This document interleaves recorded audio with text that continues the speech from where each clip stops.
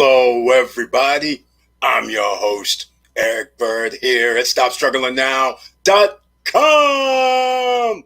And tonight, do you need to fix your credit score? Improve your credit? Well, we're going to talk about that because credit is an asset, along with other assets that we're talking about acquiring tonight. And welcome. Stop Struggling Now gear. Check. And please like, subscribe, and click the bell below so you get the latest updates. Now, let's get to it.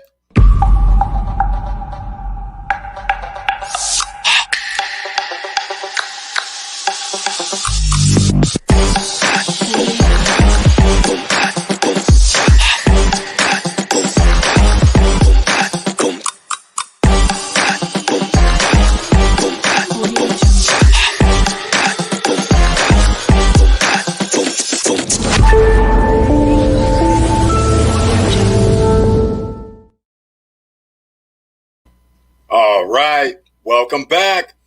And I want to welcome you to the SSN Nation Friday Night live stream. You know how we do it every Friday night. If you're new here, you can ask any questions that you want to. We discuss it, no problems whatsoever on the live stream. Tonight, we're going to start out with, do you need to fix your credit score and how to fix it? Because your credit is an asset, as I mentioned in the opening. And once again, I'm going to remember it 2 minutes in this time. Please smash the like button. Why? So the YouTube algorithms will say we're in the house. And also, I'm wearing Stop Struggling Now gear. In case you don't know where to get it, you go to StopStrugglingNow.com and get the SSN merchandise, CEO of my life, F average, be legendary. And over that shoulder, Emerging Millionaires is another t-shirt. And we have other gear as well. So I'd appreciate that. All right. So let's see who's in the house so far. We have Wilson Koo with the icon next to his name, which means he's a member of the channel. And good evening, Mr. Bird and SSN fam 100% facts. Welcome to the Friday night live stream. Thank you so much for being here. And I humbly appreciate that icon next to your name. And regarding credit, Wilson Koo says that is true. A very important asset in North America. You got that right. That's how they do us here. You got to keep people in line somehow, so you got to have these little barriers. But it's okay. We can go around, under, over, through the barriers, if there is any. All right, let's see who else is in the house. TJ Mallet, welcome to the Friday night live stream. Peace. Thank you so much for being here. And we got School of Hard Knocks is in the house. Howdy. Thank you so much for being here on the Friday night live stream. I appreciate that. Victor Marrero, he's in the house as well with the icon next to his name. And he has his normal entry. Hello, all. Let's do this. That's it. Exactly. I love it. Thank you so much for being here, Marrero. I appreciate it. School of Hard Knocks just became a member of the SSN Nation. Thank you so much for becoming a member of the channel. He now has the icon next to his name. And in case people don't understand what that means, that also means he has special emojis that he can have.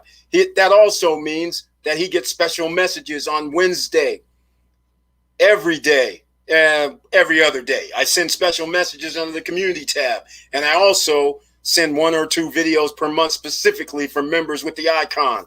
And on Wednesday night lives, the chat room is only open to members that have the icon next to their name, which is members of the channel. So I want to thank you so much for joining the SSN Nation School of Hard Knocks. And again, since you have joined, like I said, you can ask any questions you want to. Everybody can ask questions. We answer them here. This is the No Guru zone. This is the Stop Struggling Now zone. So we don't believe in that charging people for stuff. All right. So let's get to it. All right. Hey, thank you so much again. All right. Vanessa Kamagate's in the house again. Hey, Mr. Eric, thank you so much for being here on the Friday night live stream, Vanessa. I appreciate seeing you once again. All right. Again, got a new CC. Beautiful School of Hard Knocks. Right on. And by the way, since you guys are mentioning that, here's what we're trying to do here at SSN Nation. Everybody's used to applying for credit. You know, when you apply for credit, normally they do hard inquiries. Now, you know, in 4 years, in 2 years, in 2 years, you can only have up to 4 inquiries usually. As soon as you start getting the 5th or 6th inquiry, all of a sudden the credit bureaus want to deduct points from you, valuable points from you. You could have a 745 and they do a hard inquiry check on your credit, and it could reduce your credit by 6-7 points, would put it under 740, which now means you just went past the threshold for a lower interest rate. All right. So we don't want that to happen. So down below in the description, what do I have? All soft inquiry type credit that you can get. So in case we're talking about credit strong, of course, installment trade line, but nonetheless, we're talking about self-lender, which is fine. I even have One Finance down below. These are the new fintechs. All right. We have Tomo Credit, fintech. We have a wait list for Benjamin Finance and X1, both wait lists. But again, fintech, all these companies figure out a way to report to your credit without doing a hard inquiry. And I have the shopping cart trick. I have the videos down below in the description as well. All right. So I'm glad to hear it. Great. That's beautiful. Wilson Koo, best subscription for making money grow. Thank you so much for that endorsement, Wilson Koo. I appreciate it. Thank you very much. School of Hard Knocks, welcome aboard. Enjoy the ride. From Victor Marrero. Thank you so much for that. Welcome to the school. Welcome to the show, School of Hard Knocks. Exactly. Got my WEX Universal 2600 too. School of Hard Knocks, way to go, man. He's been working. He's putting in the work. That means he's got business credit as well. Yeah, that's another video on another day, ladies and gentlemen. But we have business credit videos if you want to search the Stop Struggling Now channel. But thank you so much. That means he's got the WEX Universal 2600. That goes a long way because WEX is a big company in the background for a lot of companies. Like I told you guys about the Shell gas card. So WEX backs that. WEX backs a fuel man. WEX backs Brex. WEX backs a whole bunch of companies that give out credit. So he's on the road to stardom easily. He's already got his business lined up, his personal lined up. This is awesome. TJ Mallet, help me get these 37 hard inquiries off my joint. I still have a 720, but yeah, it's bad. All right. Hey, man, this is pretty simple. You got two options. One is, okay, here's the first thing about removing hard inquiries. First off, here's the number one rule. Do not remove hard inquiries or try to. Don't attempt. I'm saying do not even attempt to remove hard inquiries that you have received credit for. So in other words, you got a credit card. Let's call it WEX. All right. Then all of a sudden you say, well, that was a hard inquiry. So let me go over here and try to see if I can call up or send a letter in, because there's the two choices. You can either call up and have it removed, or you can send a letter in to have it removed. If you send a letter in to have it removed or call up and they try to remove it, WEX could all of a sudden feel a certain type of way. They might be like, doggone it, we gave this guy credit and he's sitting here trying to remove this hard inquiry. We'll just cancel his credit card. So that's what you will be risking if you try to remove a hard inquiry from who you are receiving credit from.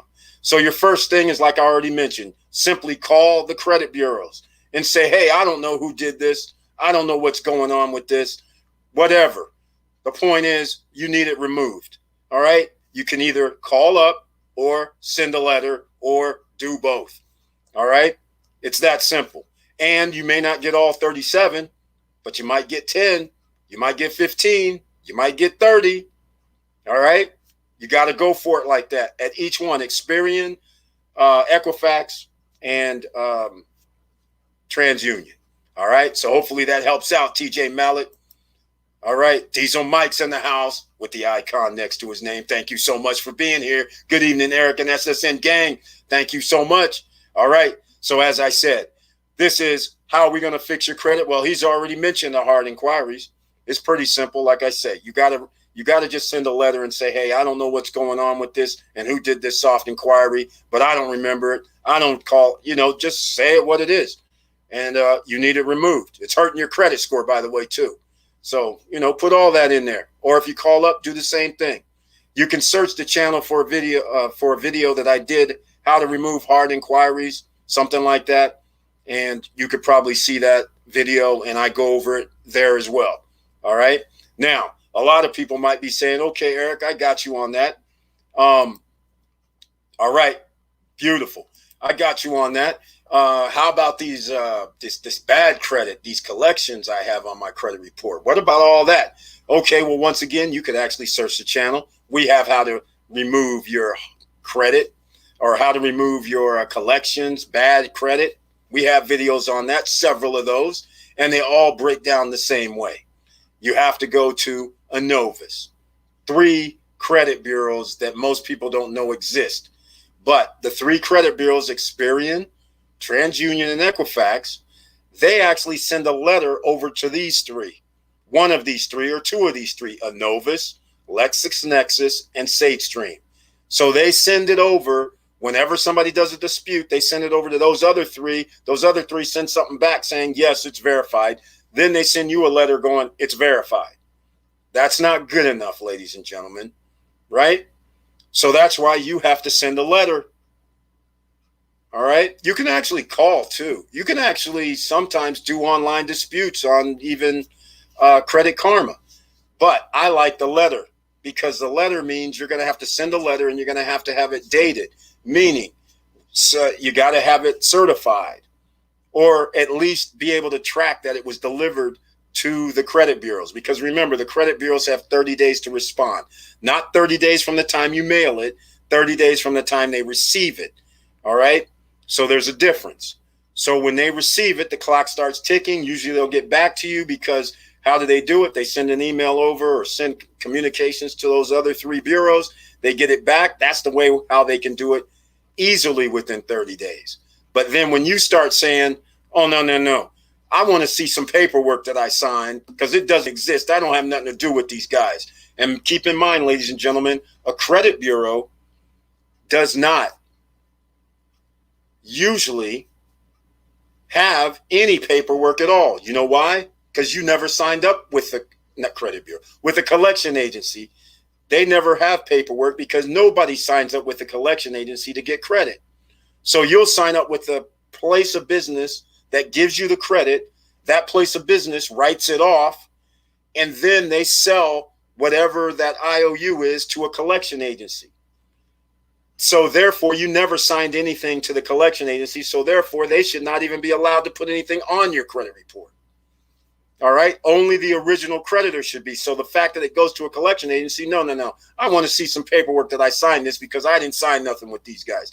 I don't have no business with you. I don't even know who you are. That's how your explanations are. But I have letters, ladies and gentlemen, that kind of make it easier for you. You can always hit me up at eric@stopstrugglingnow.com for these free dispute letters. All right.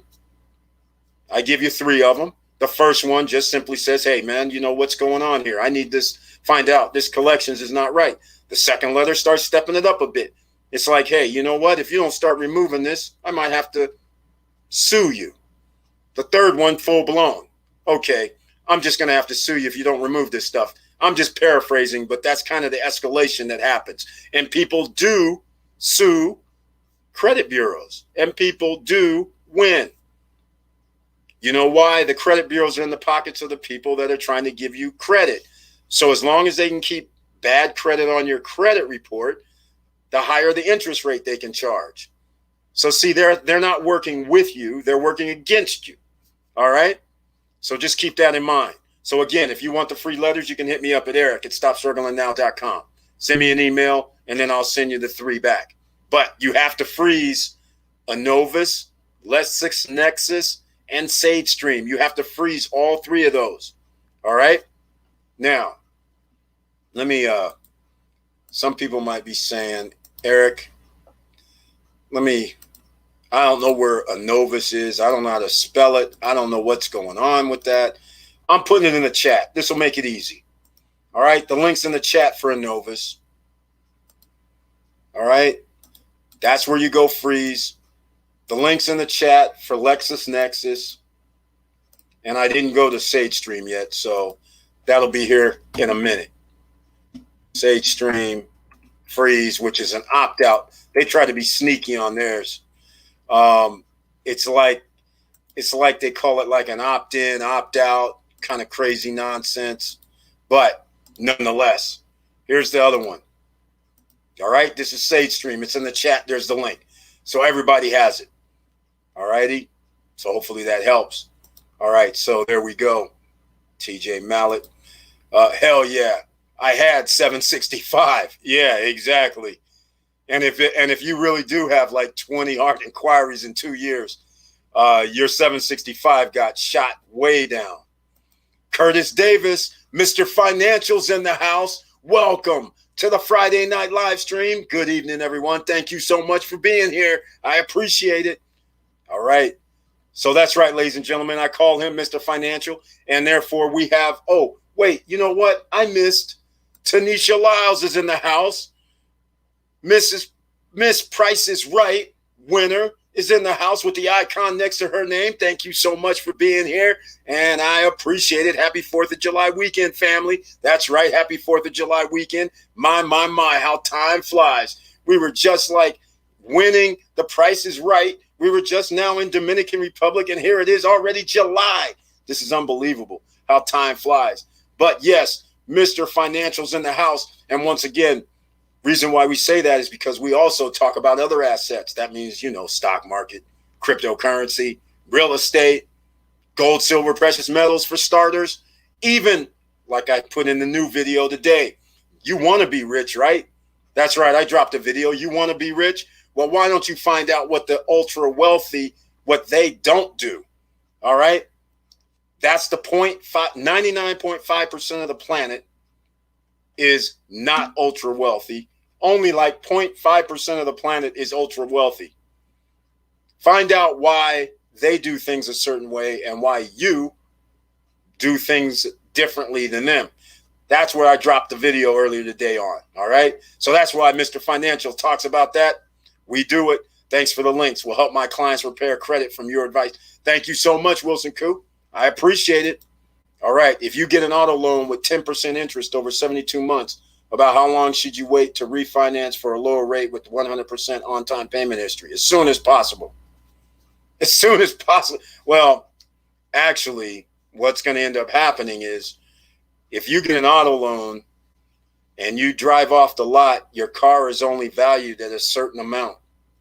So let's just put it this way. Most cars drop in value like 10 to 30% within the first month.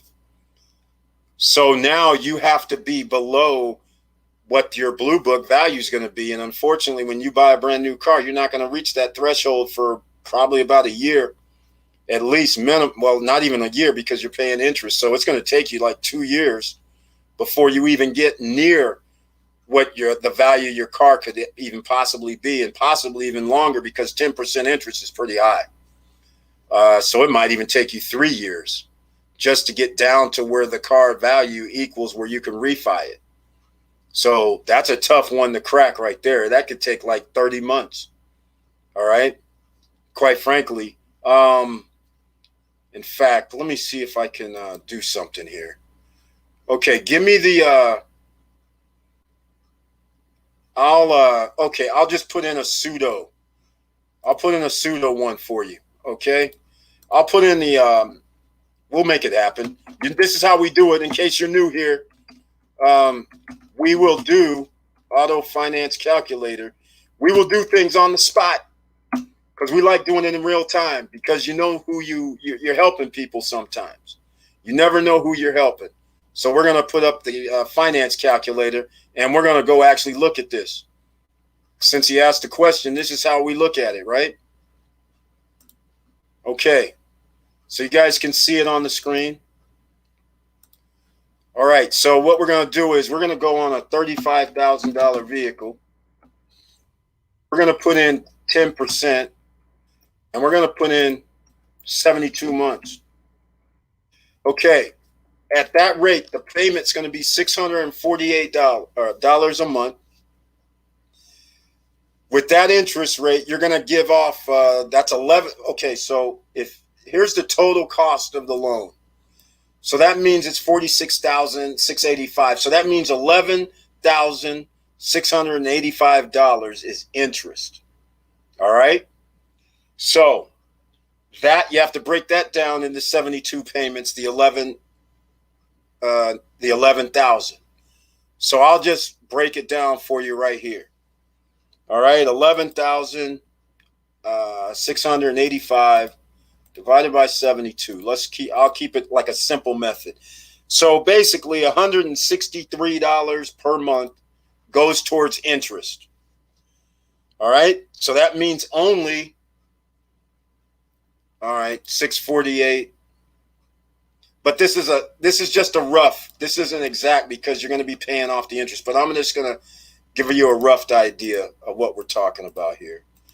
So only $486 goes towards principal per month. So if you know only $486 goes towards your principal for quite a few years, and the car's $35,000, as soon as you drive off the lot, the car is now worth 28 grand. All right? You're working with 28 grand. Meanwhile, you already owe 35 and you're only taking off 486 per month. So how long does it take me to pay 7 grand? Well, I'll do 7 grand divided by 486. That's 14 months by itself just to get to your 7 grand. So that's a year and 2 months. All right. At a year and 2 months, you'll just now get down to roughly 28. All right. So although with the interest, you're still going to be above the 28. But what I'm trying to say, the payoff could be 28,000. Your car is not going to be worth 28,000 a year from now. It's probably going to be worth 24, 23. So you're going to have to spend another like 5, 6, 7, 8 months just to break even. So the way this is looking, it looks like about 2 years you'll be able to refinance. So hopefully my rough estimate, that's about what it would be. All right. So hopefully that helps you out, Diesel Mike. All right. Curtis Davis, excellent video about Ultra. That's right. The ultra wealthy, ladies and gentlemen. Habits is everything. And that's what you got to understand. And some of that video, you guys got to watch it. I dropped it. Yes, I did drop it only a few hours before the live stream, but I still had to drop videos. We got to do that now because the YouTube gods are messing with SSN Nation here. All right. Oh, by the way, since they are messing with SSN Nation, I got some updated numbers. But down below in the description, please, everybody, sign up for the newsletter because I send out a message when I upload videos or when we're going to do the live streams. The reason why is because I found out the new other numbers today. Out of 12,000 subscribers, for some reason, only 3,000 subscribers have clicked the, click subscribe button. Out of that, only 2,000 clicked the subscribe and notification. So out of 12,000 people, only 2,000 people get notifications. And out of those 2,000 people, only 1,000 people get information when I upload videos. And we have 12,000 subscribers. So the other 11,000 subscribers don't know anything about any videos. So that means I need to get everybody on board, sign up with the email list. So then that way you guys know when the videos are coming out. All right. And anything else for that matter. All right. So that's how they do us around here. You can usually do refi in 12 months. Yeah, but it all depends, Wilson Koo. It all depends, quite frankly. You can only do refi if your car is worth, nobody's going to give you 110% for a car refi. At least not in America. And if they do, that would be, let us know what bank or what institution that is. Because his car is only going to be worth, like right now, well, not his, but in my example, for 35 grand, he drove off. His car's only worth 30. You can't refi it. With a 10% interest, he's paying $162 of interest every month. So he can only have 486 that goes towards it. And it's going to take him just to get to 30,000 is going to take 10 months, well, almost 11 months by itself just to pay 5 grand. Or actually 11 months to pay 5 grand, maybe even 12. And then that's the only way. But in that 12 months, the car value drops again, about another 10%. So That's the problem with vehicles. And that's why vehicles are not assets. Unless you're going to go do Turo or hire a car or something of that nature, right? It turn it into an asset. That would work. If you have issues, let me know and I'll help you. Okay. Yes. Wilson Koo is in the financials as well. And speaking of that, there was something we were supposed to do on Wednesday night, Wilson Koo. You were supposed to send me an email for something. I was supposed to forward it to Moses, and I forgot to forward it to Moses, actually. But anyhow, it's okay. We'll get it straight. Wilson Koo, thank you. I will. This will be a business vehicle. Okay. Oh, so you didn't do it yet. That's a good thing. Because if it's going to be a business vehicle, then I would suggest you do a lease instead of a purchase. Just so I'm saying. Because then it'll be a write-off. And that'll make things a lot better. All right? Maybe I didn't understand the question, but since when do you have to wait to refi a car loan if you're using another bank? Yeah, Victor Marrero, exactly. I think that's the question. How long do you have to wait? It all depends on the value of your car. So in other words, if you have a 10% loan and you buy a car for 35 grand and you drive off the lot, your car is worth 28, 30. Nobody's going to refinance your car until your car value is priced right. That's just the way it's going to be. So I can't refinance my car in 2 months and tell them, hey, refi my car when the Kelly Blue Book's going to say, oh, no, you lost 20% of your value. They'll refinance it, but they're going to go, how much are you putting down? So there's no way to cover that spread. Diesel Mike, if it is for business, we can look other ways to get that out. Yeah, exactly, Wilson Koo. Exactly. That's what I'm saying. If it's for business, that changes the ball game right there. Spread the car debt on credit cards, balance transfer with 0% intro APR. JB's in the house. Welcome to the Friday Night Live. And he's spitting some facts as well, as usual. Thank you, JB, for mentioning that. I appreciate it. He's exactly right. That's exactly what you should do. And funny he mentions that because if you have the wherewithal to have 0% interest, most of you might have it. You get info in the mail all the time saying, I will give you 0% interest for 12 months, 14 months, 18 months. All right. That's how you do it. That's another way to do it. He's got that right. You can pay it down too and then pay yourself. I love it, JB. Thank you for that. People need to understand credit is a first priority, then move in home or car. Right. Right. Okay. So here's how we do it, ladies and gentlemen. Credit is an asset, but we're talking business for Diesel Mike. That's slightly different than personal. When you do business, you get tax write-offs. All right. Much different than a personal vehicle. Personal vehicle, you get no write-off. But if you have a business vehicle, then you get to depreciate the vehicle. If you buy a vehicle over 6,000 pounds, then you have other taxes that you can remove from what you're paying. So therefore, you can actually make the car pay for itself. So you don't care about the depreciation the depreciation because you are actually depreciating the car along. So you're being able to write that off in your taxes. So it works out for you. Much, much different. That's why credit is an asset, because if you're going to use your credit, make sure you're using it to give you a benefit. Buying a car as a personal car does not give you any benefit other than you being able to get from point A to point B. That's the only benefit you have. Right. I know some of you are going, I feel good, Eric, because I have a new car. I get you. But the point I'm trying to make is if you start saying, which was part of my video today, if you start thinking, well, wait a minute, I have a 760, like we have a person here that had a 765. If he would have said, you know what, let me go down here and see if I can get me some rental of some multifamily property. Let me go down here and see if I can turn this into something where I can use as an asset that pays me. So that would have been the first option, because once I get assets that's bringing me in streams of income, then I use that stream of income to go buy me whatever toy I want to buy or whatever house I want to buy. Because most people do it the other way, and then you turn yourself into a debt to income ratio problem. Because now you go buy a house, and let's say your mortgage payment is $1,000, and then you go buy a car. Let's say your car payment's $500 plus insurance $600, and then let's say you have a credit card or two that you pay monthly for. Then now, whenever you go buy something else, they're going to go, wait. How much do you make? And then you say, well, I make like $4,000. Then they say, well, okay, altogether you have bills that are like $2,000 a month. That's 50% of your debt to income ratio. We can't give you a loan for anything.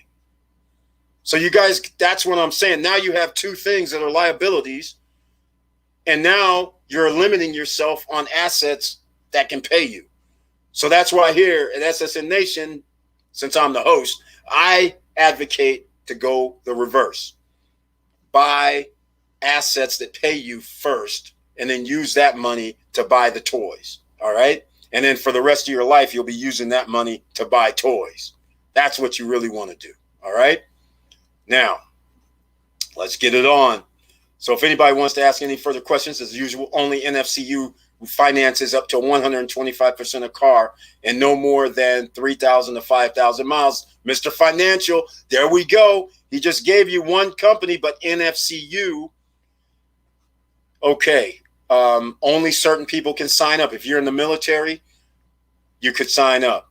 If you're related, a spouse or cousins or something like that, you can sign up. Not everybody can sign up with NFCU. I have not received any guest invites this year.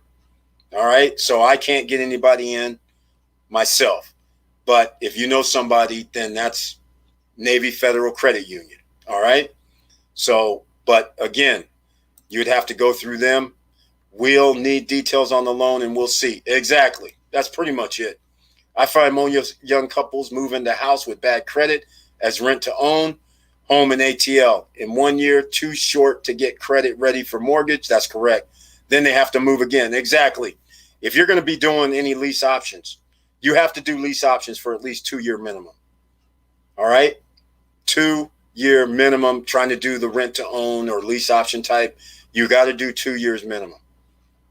2 years, and if you can, 3 years. All right? That is what you should do. And it is a risk because you are, most of the time when you do that type of thing, you're putting in a value based on a later date. Or if you can get a right deal for that, you're putting in a value maybe 5% more than today's value for a 2-year or 3-year down the road. So then you come out ahead and then you'll have some equity in the house, in theory, if there's no housing crash. And then you would be able to use part of that equity because you're showing under contract that you were paying the normal mortgage rate. But he's exactly right. 1 year is way too short for rent to owns or lease options. Well, I use my personal credit, but it will be for my business. Maybe I shouldn't have done that. That is correct, Diesel Mike. You're saying it's under your social security number? How long ago? Because if this just happened recently, you might be able to go talk to the car guys and see if they'll give you a PG and change it into your EIN number for your business. But let's just put things in perspective. All is not lost. All right? Because if you are the CEO of your life, we have options. Let's just say you do have it in your name. And now, since you are part of the corporation, you could always tell your accountants and try to say, hey, you know what? I'm loaning the vehicle to the company. You could always try that method. But you don't get the same depreciation and all that you normally would have received. But you can still get other options, like you can say, hey, from point A to point B, I used it for this, or gas, I use that much gas in it for this, and you got to document everything. I mean, it's not all lost. You can still get write-offs, but you're not going to be able to write off like you would have been able to do under your own EIN. But again, since it's on PG anyhow, see if they'll change it to or add your as a company or add your company name to it. Since you're PG in it anyhow, all right, just give it a shot. You never know. Sometimes these guys are nice. What credit score is necessary to obtain an FHA? 640. You need a 640 and up. And yes, I know the FHA says 585, but they will deny you more than likely. It's 600 deny, 620. So you're going to need a 640 and up for an FHA loan. And in case people don't realize it, 7 figures, welcome to the Friday night live stream. And in case people don't realize it, the FHA loans, you need 3.5% down. I always say 4% down to cover fees or anything else. That's all it takes, 4% down for an FHA loan. That's one of the major good things about it. So the other thing, though, here's the options you have, ladies and gentlemen. Most, like he mentioned, FHA loan. I don't know if he's trying to get a single family home, but a lot of people don't realize that you can get multifamily homes. So why would you get a single family home and blow your FHA loan obligation? You should be trying to get you can get up to a fourplex, a 4-unit apartment using an FHA loan with the same 640 credit score. The only thing is you have to live in it for 1 year, one of the units for 1 year. But so what? If 3 people are paying my mortgage and I have a little kibbles and bits left over, this is a win-win. I'll do that for a year, right? And then after a year, you move out. Now you have all 4 units. You have a multifamily property. And now you're using that multifamily property to go down the road and say, hey, I'm going to buy this house. And now you have your asset paying for wherever you live for the rest of your life. That's how we do it here at SSN Nation, ladies and gentlemen. All right. And then you could wash, rinse, and repeat, because your asset, you're going to raise the rent next year. The fact that you raise the rent on your fourplex now means your fourplex is worth more money than what you bought it for. Now you go in and say, you know what? I think I want to try and refi this. You take out a little of the equity. And you know what you do with that equity? You go buy another asset. That's how we got to do it here, ladies and gentlemen. Thank you for asking that question, 77 figures. Curtis Davis, exactly. I have always used Navy FCU for that. You can turn around and do it with them. I've refinanced a couple of brand new vehicles with them for dirt, cheap, interest, no issues. There we go. There we have another cosign from Victor Marrero for NFCU. But once again, NFCU is not open. It's not like Bank of America, Wells Fargo, Chase, where you can just roll in there. You're going to have to know somebody or be related to somebody that's in the military, or get a special. Some people still might have guests where they can sometimes sign up guest customers, and either way. But NFCU is one of those oddities. So there you go. Credit unions actually are better, where you could there's probably other credit unions that do the 125% as well. I just don't know of any. So I appreciate Victor Marrero and Curtis Davis mentioning this. So we know NFCU is definitely one of the companies. If business, then lease is better, unless it's another issue with credit or something. Yeah, Wilson Koo. So Diesel might. Oh, well, then he's cleaned this up. He says it's true, NFCU. Well, then this makes it easy, because everybody, there's 2 people that have said they do 125% loans. So that means even right now you can go refi it. But the thing is kind of weird, because they gave you a 10% interest rate. So it'll be interesting if they'll let you refi in month 1, 2, 3, or 4. So let us know how it goes, Diesel Mike. You're going to have to find out about that. That's awesome. There's 2 sides of the coin. People in bad credit don't see benefits of good credit until you get that first 0% car loan or 10K. That's it exactly. That's it exactly. You got that right. You got that right, Curtis Davis. That 0%, that 1%, that 1.9%, where you're paying off your principal, like almost 90% of it to 95% of it, when you have a 0% for a few months, a year or 2, then you're just clocking, making the principal just go down fast. All right. Okay. Vanessa Kamagate, facts. Thank you for that. Victor, yes, NFCU, excellent bank. My friend got mishandled at car lot. NFCU got the car dealer drop car price by $5,000. Wow. Nice. I love that. That's good to hear. Yeah, NFCU is cool. It was yesterday, literally 24 hours ago, and I have an EIN. Oh, Diesel Mike, That is awesome, man. You need to call them up and go back in and see if they'll actually do it for you. Change it to an EIN or under a business since you already qualified. That would be awesome. That would be awesome. Or figure something out, because since it's under your social and the FCU use your social, but maybe there's a way that they'll add on an EIN or something so it can be considered business. I'm not familiar. I've never done it, but you can try it. Sell it to your business. Yeah, Wilson Koo, that's it exactly what I was trying to say before. You can't, I don't know if you can sell it because you'd have to pay it off, but you could, in theory. I don't have any accountant here tonight, but I'm pretty sure there's a way that go through the accountant. He could say, okay, you just say as the owner, you're like, I would term it loaning. That's what I would call it. The reason why I would say loaning is because then the business, in theory, this is all theoretical. I've never done it, but you have to go through an accountant. All right. Go talk to them. Because in theory, I could say I'm loaning it to the company for use. The company is paying me for the usage or the rental of it, which happens just to be the same as my monthly payment. And then from that point on, I have to do everything business. And so, it comes into one of those things. If you ever got sued and they try to break your veil, then they could say, look, he's using the car for his personal use. So that means the company is not a separate entity, things like that. But, there's ways around it. But I talk with the accountant first. All right. No vehicle yet, just a pre-approved loan. Oh, then he's all good. He has options. This is beautiful to hear. Then you've got options, Easel Mike. So you can just check it out with him. Well, it's holiday weekend.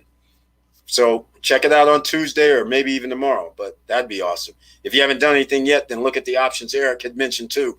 There you go. Thank you, Wilson Koo. Appreciate it.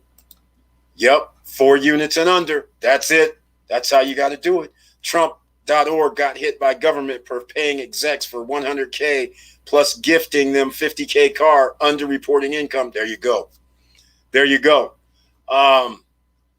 Look, Trump.org has done a lot of dirty stuff. I'll just give you guys a little tidbits of information. First, I know people that used to work at Trump casinos in Jersey. So I know about the shenanigans there. I know people that worked at Trump Vegas, and he wouldn't let people union at any of his properties.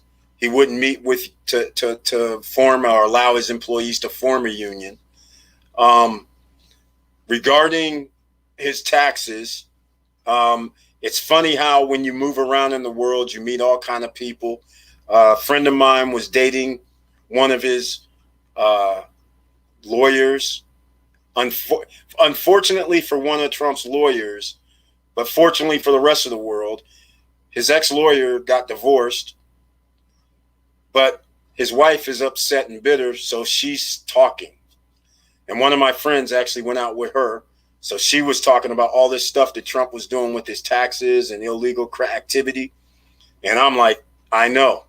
Because once you understand how you have to run your business, there's just no way you can get around. 1 minute you buy a property for, let's call it $10 million. And then you show on paper that same property somehow a month later is worth $20 million. But then when you file your taxes, you write down that the property's worth $10 million. And then when you go down to pay the state your taxes, you tell them that your assets, that $10 million, no, that building's $5 million. And then you go to court to fight them to say that you owe less in assessor's fees. And you go and say, no, it's $5 million, $5 million, $5 million. But yet you sent paperwork to the other guy saying it's worth 20. That right there is fraud, and you got problems. That's just for starters. That ain't the only thing. You know that money that came from Deutsche Bank? I might as well just tell y'all. The money that came from Deutsche Bank, it's laundered money. All right?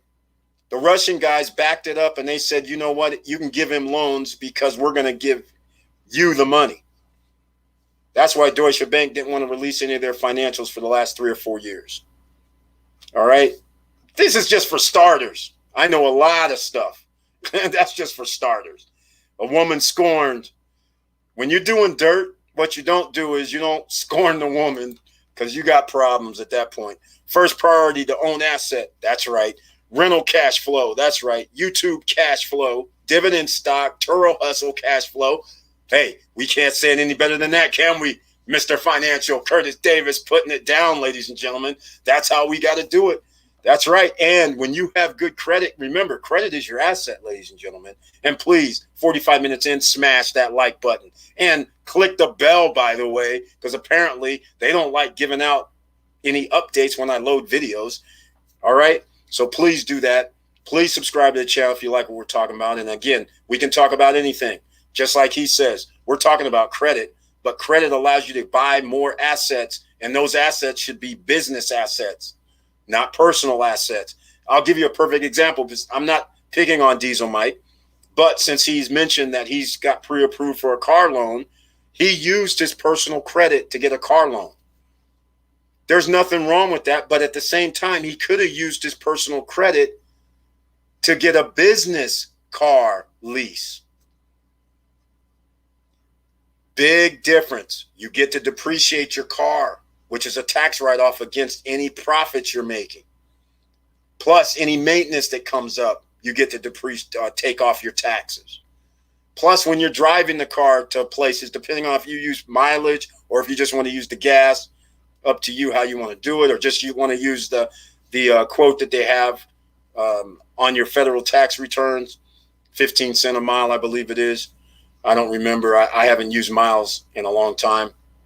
But there's options that way. So if you're going to use personal credit anyhow to buy a car, then why not go to Ford? Why not go to Mercedes and go use your business?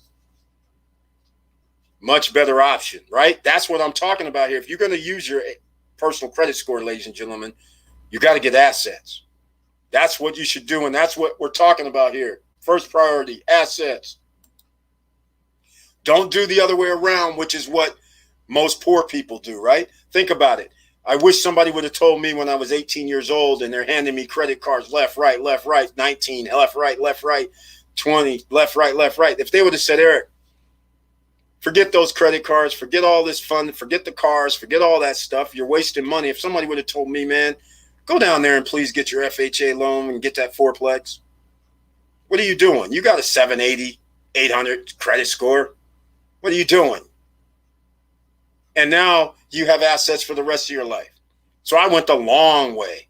I did the credit stuff. Yes, I got assets, but only because I was a little ahead of my time. You know, at 20, 21, 22, I have property.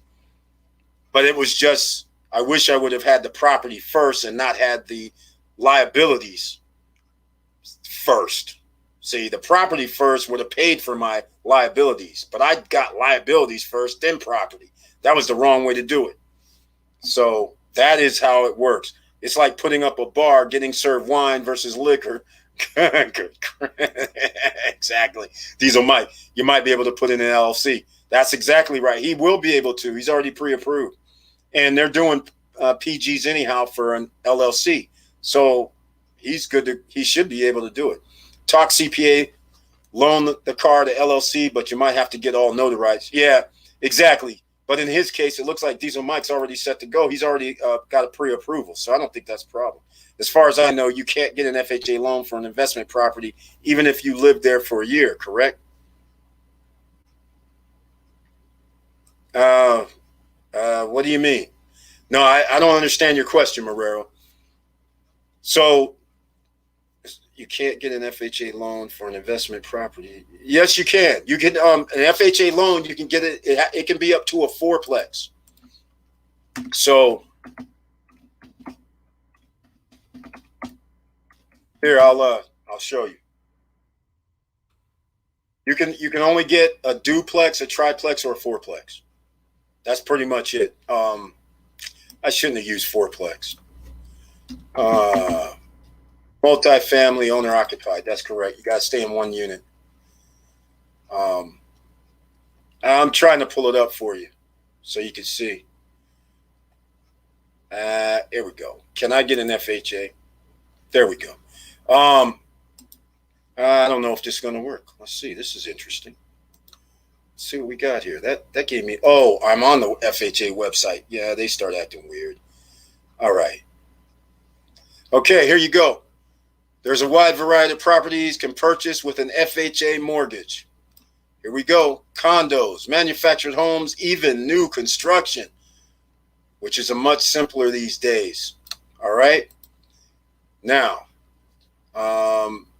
that's single family. But anyhow, here, I'll put this down for you. This is the FHA article on it. But you can only go up to a fourplex. You can't go higher than a fourplex. And by the way, did they ever... Let me see if they actually... Here we go. All right. Multi-unit properties to be purchased with FHA loans are subject to the usual FHA minimum standards. Okay, so there you go. So it's still the same. You have to have a 640 and up. You're going to have a debt to income ratio, but still, you only have to put down 4%. It's a beautiful thing, right? All right. Now, borrowers should expect to pay for appraisal. That's those extra fees. That's why I always say 4%. Whether some people say 3%, some say 3.5, I always say 4%. Because like they said, you're going to have to pay appraisal fees, negotiate the seller over the cost of required connections, repairs, and all that, and appraisals, compliance inspections, and all that. So that's how we do it. But yeah, multifamilies, no problem. But it can only be up to a four-unit apartment, 4 units or less. So if you're getting an FHA loan, you got to go get a fourplex. Don't do single family. Get yourself an asset. All right. Platinum income, basically wealth appreciation of real estate, then borrow cash out of property, no taxes. There we go. Curtis Davis throwing it down tonight, ladies and gentlemen. Again, this real estate investing, its game is high right now. What he's talking about, phantom income, the reason why he's saying that is, let's just use a simple example. So we have the fourplex, and we bought the fourplex for 300 grand, let's say. The 300 grand fourplex, a year later, we raised the rent up, and actually we were able to buy it at a good deal. And let's just say, for whatever reason, we had inflation. The property value is now at $450,000. You don't live in it because now you have that fourth renter to increase the value to $450 and raised it up $50 a month. And now you sit up around and you go, hey, man, there's another property over here. Now, your next property, you already have an FHA loan. So now your next property, you're going to need 20% down. But let's just say you find another, let's call it $400,000 property. Your property is now, you only owe less than 300 grand. You go to the bank. You say, hey, man, I need to refinance this thing for $400K. They say, okay. Now you have $100,000 at your disposal, or you can do a different type of loan where you can just say, I want an equity loan. But either way, you get $100,000. Wash, rinse, and repeat. Now you go buy another property, 20% down. You're using the bank's money. You have the cash flow coming in, and you go buy yourself another 2plex, 3plex, 4plex, 5plex, 10plex, whatever the case may be. You're going to have to put 20% down. So if you did have $100,000, you could buy a $500,000 property or 400. We'll call it, no, it won't be 400, 350. Let's call it 350. Well, it'll be less than 350. It's going to be 325, all right? $325,000 or less, just to give you an idea in our example. And the reason why you do that is because he mentioned no taxes. Long as you borrow, no taxes. But if you turned around and sold that property for $450,000 and you have a gain of $150,000, you could be subject to taxes because you didn't have it for a year. Okay, you had it over a year, right? You're going to be subject to $15,000, I believe, 15% capital gains tax. All right, because that's not your home. All right, I don't think you're going to be able to call it your home unless you live there. But that's how we do it here. All right. Hey, what's up with Turo? Okay, School of Hard Knocks. I don't do Turo myself, but Turo is just like Airbnb to me. I have been studying some of that Turo business. I quite frankly don't like it that much, but because people mess up your cars, mess up your vehicles. And every time somebody messes up your vehicles, that means you have an expense. So therefore, it almost does you no good to go down and buy a new car. It already doesn't do you any good to finance the car and put on Turo. So here's where we're at. You might as well buy cars that are paid off and make sure you don't have any issues. But that means the car is going to be a little older usually. That's the only way you should be entering this Turo thing. And we still got insurance issues. As far as I'm concerned, I don't want $2,000 deductible. I don't know about you, but I don't. So Turo's fine, but you have to find that sweet spot. And I wouldn't recommend leasing a vehicle, especially with people that don't care about messing up your car here and there. But Turo's a good model. I mean, that helps out. If you have the vehicles, and I notice I said vehicles with the plural. Whenever you have platforms that you can use, then you need to exponentially add on as many items on that platform, especially when they're just charging you a minimum amount. So you should try to get as many cars, 3 cars, 4 cars, 5 cars quickly as possible. Because now, while one car's sitting, you could have another 2 or 3 out rented, which now means you have cash flow coming in. Now, if you own the cars all free and clear, you have all of the cash flow coming in and you don't have an IOU for a loan. And there's other ramifications I feel with a loan for Turo. If somebody wrecks your vehicle and you have a loan on it and they deem it's totaled, which most cars these days, it's not hard to get totaled. That means you might be upside down and you might have a bill paying for a car that you don't have. So you don't want to be that way. Okay. So we can talk Turo if you want. Depreciation, big part of wealth strategy game. Exactly. Depreciation is what you want. When you have investment property, you get to depreciate. When you have a business and you buy a 6,000 pound car or higher, you get tax breaks and you get to depreciate because it's under your business name. These are the things that you need. That's why credit is an asset, but you got to understand how to use it. All right. S&P 500 raises for the 7th straight day. Somebody please call the fire department. I'm burning up. Exactly. This is what we got to talk about the stock market, ladies and gentlemen. NASDAQ, S&P, inflation is here. Look, the top companies, that means their value appreciates, just like a house. You guys might have noticed home prices have increased dramatically. Well, Standard & Poor's, NASDAQ, somebody better start pouring some water on this because this is not good news except for all those who are in the stock market. And the Stop Struggling Now Nation, we are in the stock market because we do talk stocks, right? That's how we do it. This is awesome to hear, Marrero. I like to hear that. Thanks for the positive advice, everyone. I haven't made any moves. It's only cost a hard inquiry. There we go, Diesel Mike. But Diesel Mike, it's fine. It's only cost a hard inquiry, but you already got pre-approved. So the fact that you got pre-approved, that's a beautiful thing. Now, when you go down to get the vehicle, you could ask them, hey, put this in my business name. You're already pre-approved. So therefore, I don't see how this is going to be a problem, ultimately, unless NFCU had a problem. But I don't see why they would have a problem because you PG in it anyhow. Yes, the dealers are doing 0% on car loans or even 2.99. Yes, they are. That is correct. That is correct. They've been doing, well, I have a 1.9% car loan, quite frankly. The only reason I did it because it was 1.9%. They were like, the dude come back and goes, Eric, 1.9%. I was like, wait, hold on. Let me get the calculator out. I looked at it. It's like, wait, I'm only going to pay $1,000 in interest or something over like 5 years or something. I was like, $10 a month. Okay, no problem. I got free money. Inflation's higher than that. You guys know how I feel about this. You never buy a car fully cash. You know that. Because now, 2 years later, you're making more money. The inflation has occurred. The Fed has printed more money.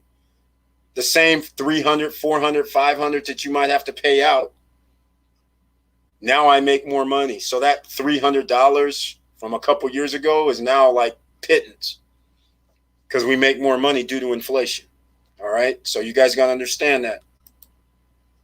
And again, reiterate, do not buy cars to put on Turo with a loan on them. All right. I'm just saying, you can't play with credit. Either a dove shoulder or a heavy boulder of debt if misused. That's right. A lot of people misuse because they're buying liabilities, and then you get caught up, and you ultimately don't have enough money coming in. So let's use this.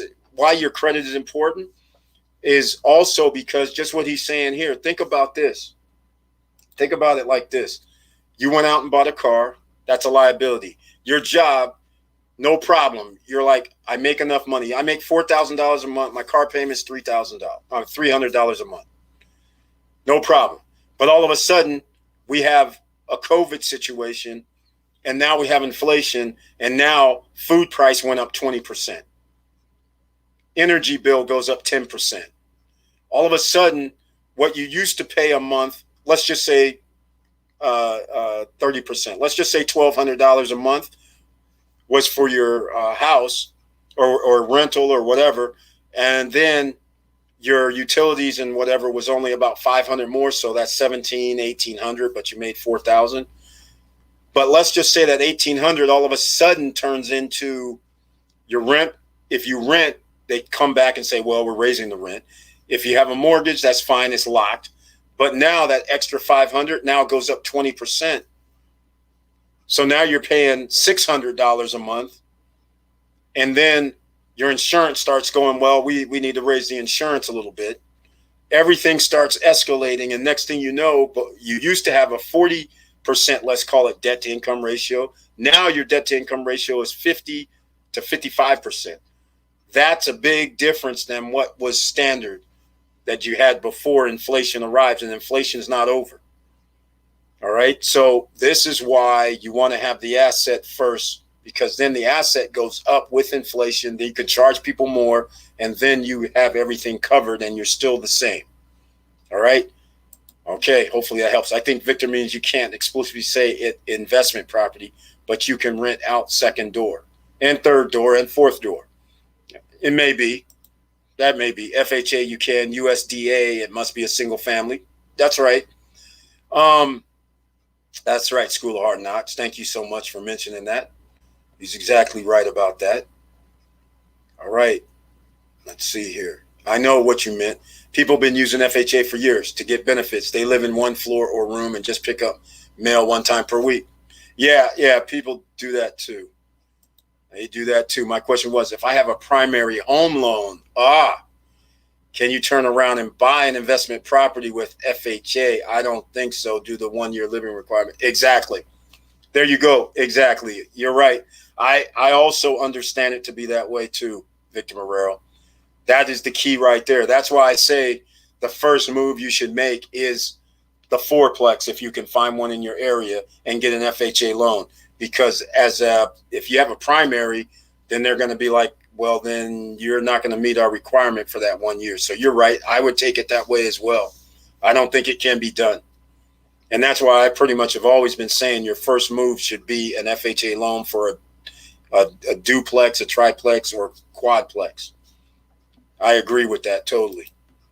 When stocks double in value, for example, 100 Microsoft shares double to 200 per share. Then you pull out 50 shares, plus you're still in the game, a profit in pocket. Thank you so much, Mr. Financial. That's how we do the stock market, ladies and gentlemen. All right. If Gino Chimiente is in here, he would tell you he's taking profits at 20%. He's not even waiting for it to double. He's like, I'll take 20, 20, 20, 20 all day long. And the way the stock market's going right now, it's been moving up 20, 30% in certain stocks. It could happen in a week or a month. S&P raises for the 7th. Somebody please call. Oh, I went back up. Most insurance will write off if airbags go off. That's correct, Wilson Koo. That's what I'm saying. Most of the time, if a car gets in an accident these days, the crumple zone that they have, and it's like lights out. It's like, so if you have a loan and you're doing Turo and you're allowing people to drive your car, you're doing car rentals at all, I would highly suggest your car is paid off free and clear. Highly suggest that. Victor, space jump, $55 a share, drop back to 45. Then they announced Branson first flight jumps back to 55. I love it. We gotta love it. SPCE, this is what we told people to get last year when it was $15, $16. I like I said, we've been talking about it. EV, electric vehicles, and by the way, EV Go. I didn't even realize I just got a blurb on EV Go today, which was an IPO. I was like, damn, I forgot about getting in on that IPO. Then I realized it started showing me my dollar cost average. I was like, oh, I bought some. Beautiful. I didn't even realize it.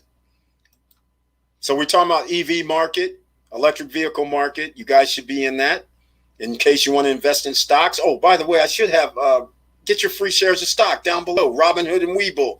If you haven't downloaded the apps, down below, Robinhood and Webull gives you free shares of stock. So please use the links in the description down below. And get your free $10 from Coinbase for the crypto. Your free $10 of BTC, which is Bitcoin. Down below in the description is also the link for that. And we talk about electric vehicles. We talk about space. It's a thing. All the billionaires are there, so it's a thing. We talked about artificial intelligence. All these are still the future. We talked about 5G. They were cheaper a year ago than they are now, but it's still cheap even right now. 5G, we talked about Nokia, Ericsson, even T-Mobile. Every AT&T, all of them are in it, but those are the ones we always talked about was Nokia, Ericsson. And by the way, Nokia has risen about 25 to 50% in the last 6, 7, 8 months. So we're doing good there. What else? Missing something. Cannabis industry. Each election cycle, more and more counties or states are going to allow it. So that's a good thing right now to get yourself in while it's still cheap. So there's several things of that's the future. The infrastructure bill is going to come. So that means cement. That means aluminum. That means steel. That means a whole bunch of lumber. Prices have went up, but you should be in these type of things, right? You should have like farm, FARM, for instance. And you should be in gold and silver because we have inflation. All right. So those are some of the things that you can actually invest in on the stock market. All right. Let's see what else we got going on here. Yes, when they're throwing it out, you can leverage them for your benefit as business lease for 3 years. Exactly. That's how we're going to do it. My LLC is relatively new. I filled in December 29, no revenue yet, though. That's okay. That's all right. You can still give it a try. The reason why is because you're doing a personal credit guarantee anyhow. So you might as well give it a try. All right. There he is, Gino Scimienti. Welcome to the Friday night live stream. How is everyone? I was just mentioning your name. You must have heard it in the grapevine. All right. Curtis Davis, yes, Eric, master poker player. Inflation plus gas plus food plus rent each. Your great margins, all business. Exactly. And yeah, when you're a poker player, a professional poker player, hell, you know what? I was just thinking the other day. I was thinking I should try and get Negreanu on. I'm sure a lot of people have heard of Daniel Negreanu, right? I should get him on because he's unique. He's different. The reason why he's unique and different is he had a deal with Poker Stars back in the day. So I don't know if Poker Stars paid for his entry into the tournaments. I suspect they did. And so I want to know, it's money management. That's what successful poker players are based on, money management. It's the same thing that you would do in your personal life for your household, money management. You have to have a certain amount that you're willing to invest. You can't invest 100% of your bankroll. In fact, you can't invest 50. You can't come to the table with 50% or 20 or 10. You always have to come in the single digits, whatever, 5%. Generally, you come. That's it. If you're going more than 5%, because every time you sit down, you're taking a risk, just like an investment. Yes, you could win. but you also could lose. So that's why you have a limit. If you lose, you have a limit. And if you win, you have to know when to fold them and when to go home, right? Because you're not going to break the bank. The longer you take a risk, the more chance that you're going to lose. So that's why there's a sweet spot. When you go up and win, you need to leave and say, okay. And now what do? You have your 5% back in the bankroll. You take another 10, 20, 30, 40%, and you take that home and say, okay, I'm going to use that. And then you add to your bankroll. Money management, because you're in business for yourself when you play poker professionally. All right. And you actually are a business, which most people don't realize. So that's why a lot of the poker players actually have either their name or a company, and they actually are working for their company to make the money. Yeah, it's interesting. All right. So that's why I think I might have him on. Let me know if you've heard of Daniel Negreanu. He's one of the more famous guys. Unfortunately, another famous guy that I don't know if people have heard of, Phil Ivey. Unfortunately, all the years that I played, me and him were never at a table. We were never at the same parties or hanging out, because he never really hung out at parties or nothing. We were never at the same. It was crazy. I never ran into the guy ever, anywhere, in like 5 years. And we were in this WSOP and everything, but he would always come through the back door and come in like a few minutes after everybody sits down. So if he wasn't at the table, you wouldn't know he's even in the building. And then Phil Hellmuth, a lot of people might know. Let me know if you know of any of these guys. Phil Hellmuth, he's also interesting, the poker brat.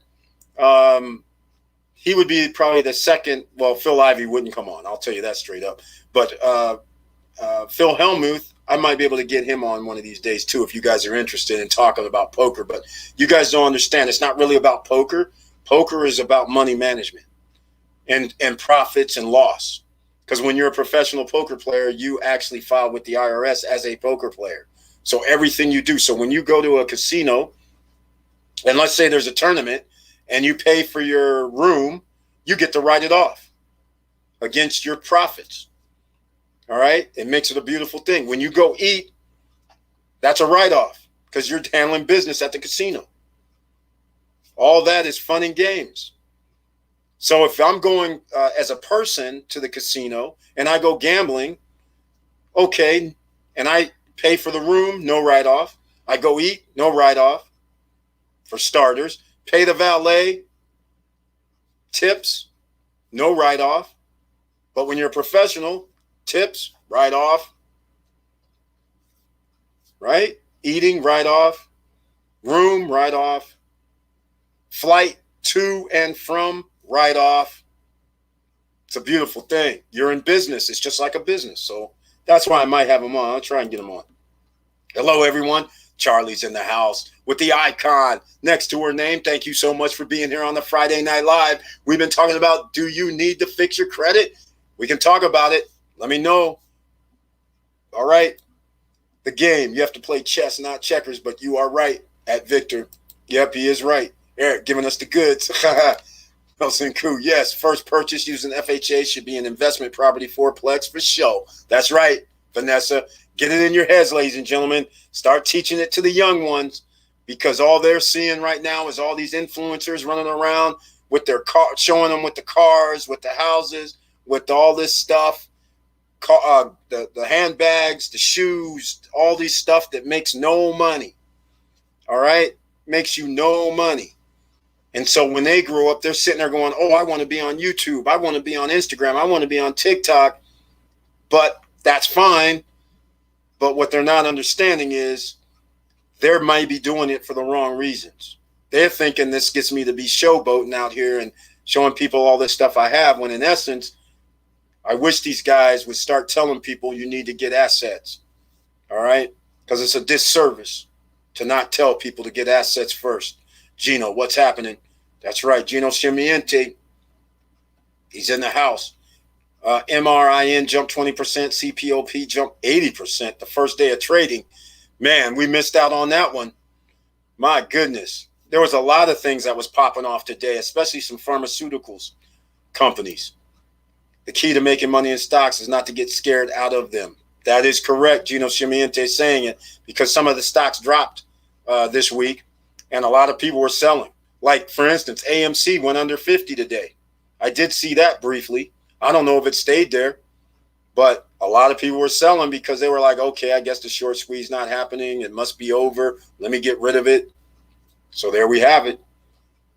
People were and then again, some people that like an AMC, like I'm one of them, we bought in the single digits. So therefore, even if it dropped to 50, but yeah, I could have sold it 60, 67, in fact, because that was the highest that I ever saw it at, but I didn't. So now I lost that $17 per share number or more at this point if it stayed under 50. But in the overall scheme of things, we're still up 600%, 500%. Actually, I think it's even more than that, but we're still up because it's single digits. So we're at 40. So yeah, it's probably 600, 500%, 600%, somewhere in there. Have you seen the way people are driving? You are better buying Army surplus Jeeps and pimp it up with some crash cages and rent out. You're not lying. You are not lying. I mean, people are acting like they don't have insurance or something, because I just saw another accident just yesterday right in front of me. Luckily, I was like 30 feet back. And the guy in front of me was turning literally on a yellow light. A guy's coming like 40, 50 miles an hour on the other lane coming against us. And I just stopped because I was like, this guy can't really be going across the lane, can he? So I was like, man, this car is going to come back here move back about 10 to 15 feet. And so I should be safe at this point. It was all a calculation. That's how slow this was happening in front of me in my mind. Sure enough, they smacked him straight, almost T-bone. And luckily, the guy got out of his car, but his car is totaled. And unfortunately, the oncoming car, it looks pretty bad. It's like the front of their car on the corner was the worst place to hit. So they have damage all the way through because they tried to turn and go around him, which there was no way, because he was already straight in front of their lane, blocking 2 lanes. There was no way they were going to be just prevented from hitting him. And so therefore, that was bad. It's bad. Yeah, in Florida, I've been hit twice. Some dude sideswiped me, just kept rolling. Didn't pull over. I had to chase him down. Still kept rolling. Took off. Another person, just literally the light turned green. The person started going. And then for some strange reason, as soon as they got under the light, they stopped and hit their brakes. I was like, what the? And I actually hit him. It was raining. I slid into the back of him, bump. And all of a sudden, I'm thinking, okay, so I put my blinkers on, flashers on. I'm getting ready to, get off to the side of the road just so we can exchange. We know how this works. Since I hit him from behind, I'm going to be liable. My insurance is going to pay. What does this guy do? He takes off. He literally took off. So I'm thinking, oh, okay, he must not have. He must not have known I hit him, or he must have just be trying to find another location. So I just follow the guy. And so we go like a half a mile. Then we go a mile. I'm like, wait, he's not stopping. So I was like, okay, fine. So I didn't keep chasing him down. I was just like, I've been hit like 3 times. Another person came up and smacked me in the back, in the rear. This is in Florida. I'm just like, this is insanity. And Georgia's just as bad. And probably all states are just as bad, but I don't know what's going on around here. It's crazy. That's why I would never, this Turo business and hire cars and any other car rentals. That's why my first question to everybody that rents is like, what insurance are you getting? Because if you have a car and you have it, well, first of all, again, you shouldn't have it financed, because on all finance agreements, it says you can't rent a car. So that's my thing. I'm pretty sure your car is going to be in an accident. or it's going to be in for maintenance, no matter how you slice it, and you're driving up the miles on it. So I'm sitting there like, there's liabilities fraught with this all over the place. Biden announced Wednesday, EV charging station are essential. Blink, charge point. There we go. Thank you for mentioning that, Curtis Davis, because there are the other stocks to invest in. Blink, charge point. Those are charging stations. Beam, BEEM. There's others as well. NEO actually went above 50 lately. Still not too late to get in on NEO. NIO, right? There's a bunch. So again, EV charging stations, that's Charge Point, which is CHPT. Oh, Krispy Kreme opened at 21.24 today. That's beautiful. So we know the deal, right? I'm looking for that. Krispy Kreme, they've come back out of nowhere after they destroyed their company, doing dumb stuff, in my opinion. Let's talk about investing, and let's talk about business. So here's Krispy Kreme, right? Krispy Kreme had these nice locations where you can come in and get hot donuts. And they were fresh. You could roll into their locations. So it made sense that they would have a location on every corner that they could find. So that's what their first model was. They were going around the country opening up these Krispy Kremes, and they had lines everywhere there went. There was lines. So somebody needs to please explain to me, after you're opening up these locations all over the United States and you have lines pretty much almost all day, why in the world would you wake up one day and go, hey, you know what? Instead of having all these people come to us, we're going to put them in the grocery store. We're going to put them in coffee shops so people can buy them right then and there. I was like, to me, that didn't make much sense. Again, when you're doing business, sometimes you take risk, just like in anything. Everything's a risk. So they risk the chance of having their products available, not fresh even, because there's no way it's fresh after it's sitting out at the grocery store or at a 7-Eleven.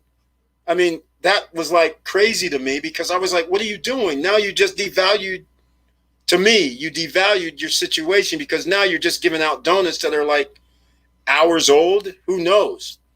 Versus having lines of people come and get it because you have this thing about hot, fresh now, and then all of a sudden now you can just pick it up anywhere. Who didn't see that people were now not going to go to their stores? And then, of course, they started closing down their stores. And so they had to do a revamp, and I'm glad to see that they're actually starting to come back, and now they have an IPO. So that's awesome. So here we go with the IPO. What are we going to do, ladies and gentlemen? You guys know how we do this.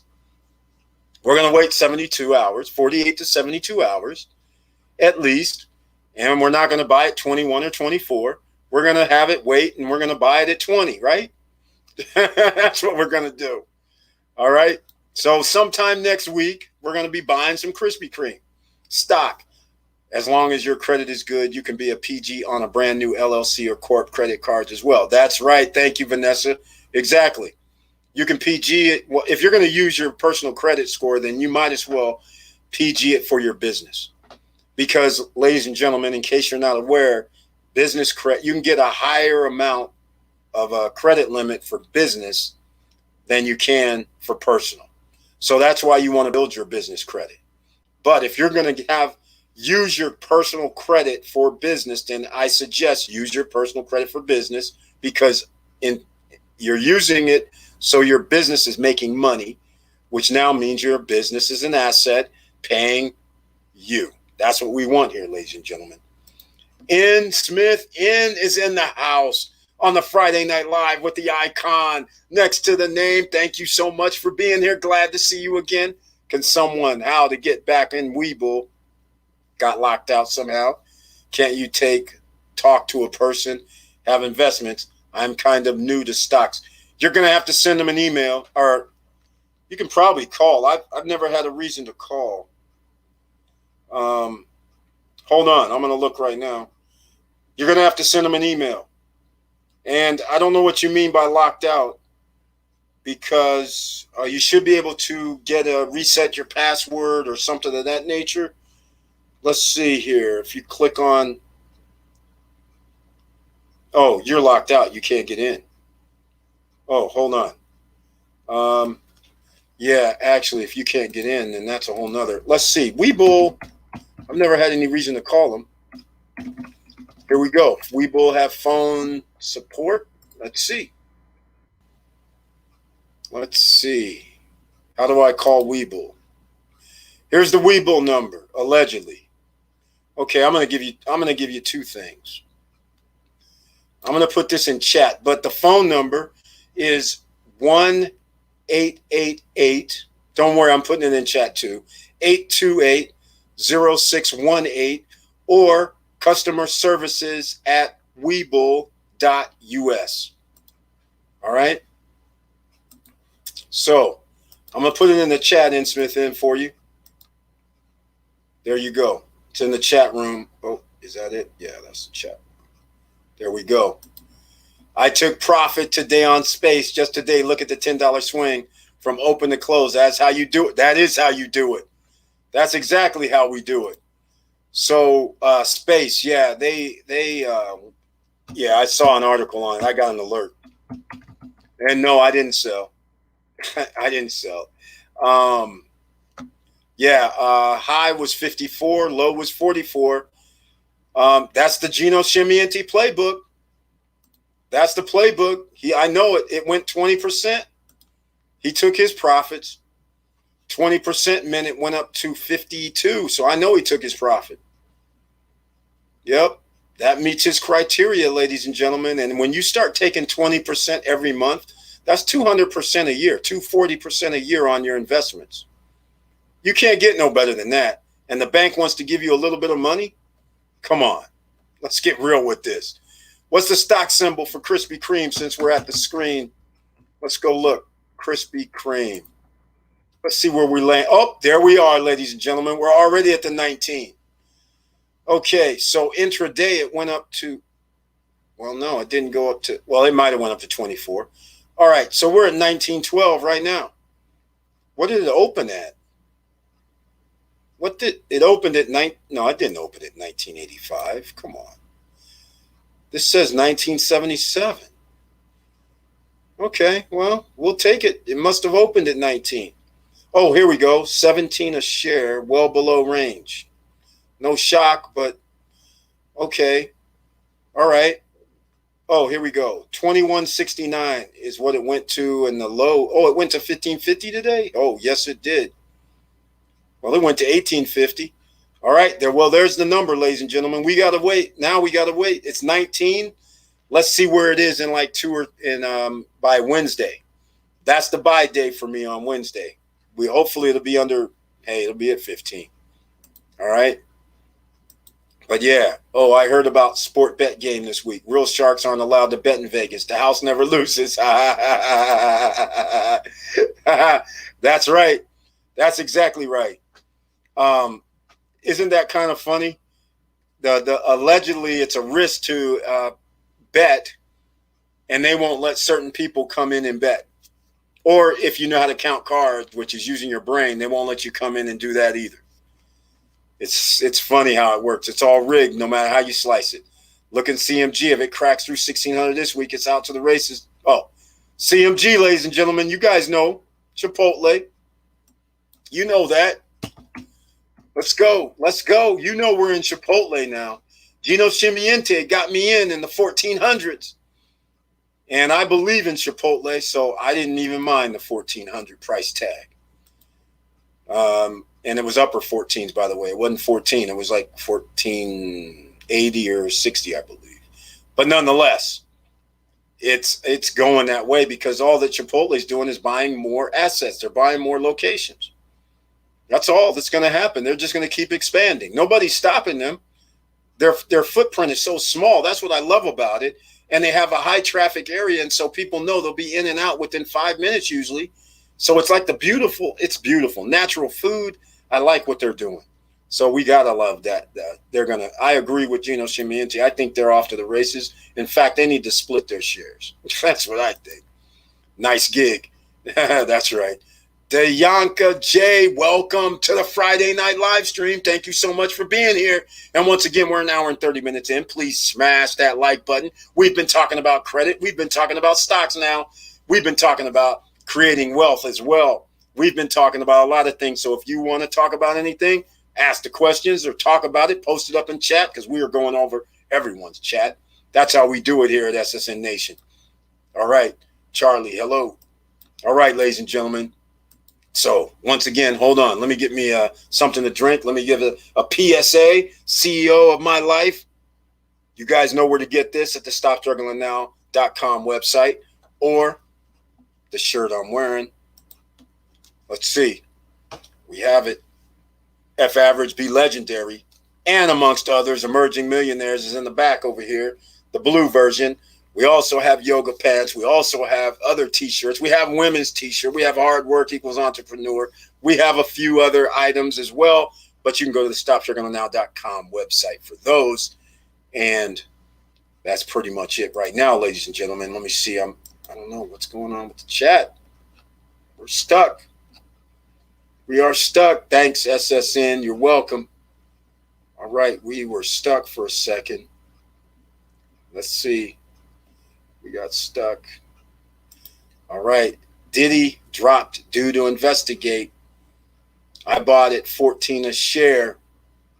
Oh, man. I didn't know about their investigating them. It's scary. Head-on drunk drivers. Exactly. People have lost their minds and eyesight in this pandemic. Exactly, Wilson Koo. I did a short squeeze on Krispy Kreme IPO yesterday. Got in at 17, got out at 23. There we go, Diesel Mike. There we go. Right. And that was a beautiful play. Once again, using the Gino Scimmiente playbook. He got his 30% and took off. That's how you do swing trading. That's how you make money. 20% here, 30% there. Take the profits. All right. I'm warming up to that idea. Sold all my AMC this week. We'll see what happens next week. It was dead money, made profits. There we go, Gino Scimmiente. I, too, have – in fact, I should have done it today, and I don't know why I didn't. Because when I saw it at 50, I was like, okay, let's just take the profits and roll it into something else. Eric's always calculating the risk. That's right. That's exactly. It's built in my DNA. The Krispy Kreme stock is just like the donuts they sell, sweet but not good for the long run. There you go, Diesel Mike. I think the same thing. I don't know what their numbers are as far as how much revenue they have coming in, but I do know that they messed up by not expanding back to where they were before. In fact, I have a video somewhere that I can't find that a professor at a school actually goes over the downfall of Krispy Kreme. But I was looking for it because I was going to do a video on it like a year ago, but I can't find it. Still holding Neo so far. It will be going to 75 easy. Hey, Gino Scimmiente, I agree. That's why even when I saw it, I think today it was at 52 or 53, I was looking at it like laughing. I was like, I'm not selling. That is not going to happen. I, too, agree. I'm looking at 75. I'm looking at 100, in fact. I think. Thanks, SSN. You're welcome, Smith. Hopefully that helps you out there. Okay. All right, ladies and gentlemen, we're an hour, 33 minutes in. And please, if you like what we talk about, please subscribe to the channel and click the bell. All right, please. I will reiterate. And everybody else, if you haven't already, please go down below in the description and sign up for the newsletter. All right? Because in case you missed it from the earlier entry when I started the video, I looked at my stats today and I saw that they only send out information literally to the maximum amount of people, 2,000. That's it. All right? So even though we have 12,000 subscribers, 10,000 subscribers don't even know that I dropped a video today. Out of the 2,000 people that they send the notifications to, only about 1,000 people actually receive a video notification. All right? So that's the numbers that is happening. It's like less than 10%. So that's why now I have to say, please sign up for the newsletter. I send you information either when I upload the video. Sometimes with the lives, I'll send it after the live, but most of the time it's before the live. And it's always after I upload a video, I'll send a newsletter out as well. All right. So please do that. And if you just came into the stream, down below inside, I do have the get your free share of stock from Robinhood and Webull. The links are down below in the description. Get your free $10 from Coinbase, BTC. And once you're at Coinbase, you can learn about other stocks and they give you free money for learning. Mind you, it's $1 here, $3 there, $5 there, but still, nonetheless, you can learn and get some money. So be it. Now, regarding credit, you don't really need to fix your credit. Now, I know a lot of you are saying, hey, that sounds great, Eric. You don't need to fix your credit. What is he talking about? Well, what I'm talking about is we have a way to get credit reported to your credit file, but we're going to do it the fintech way.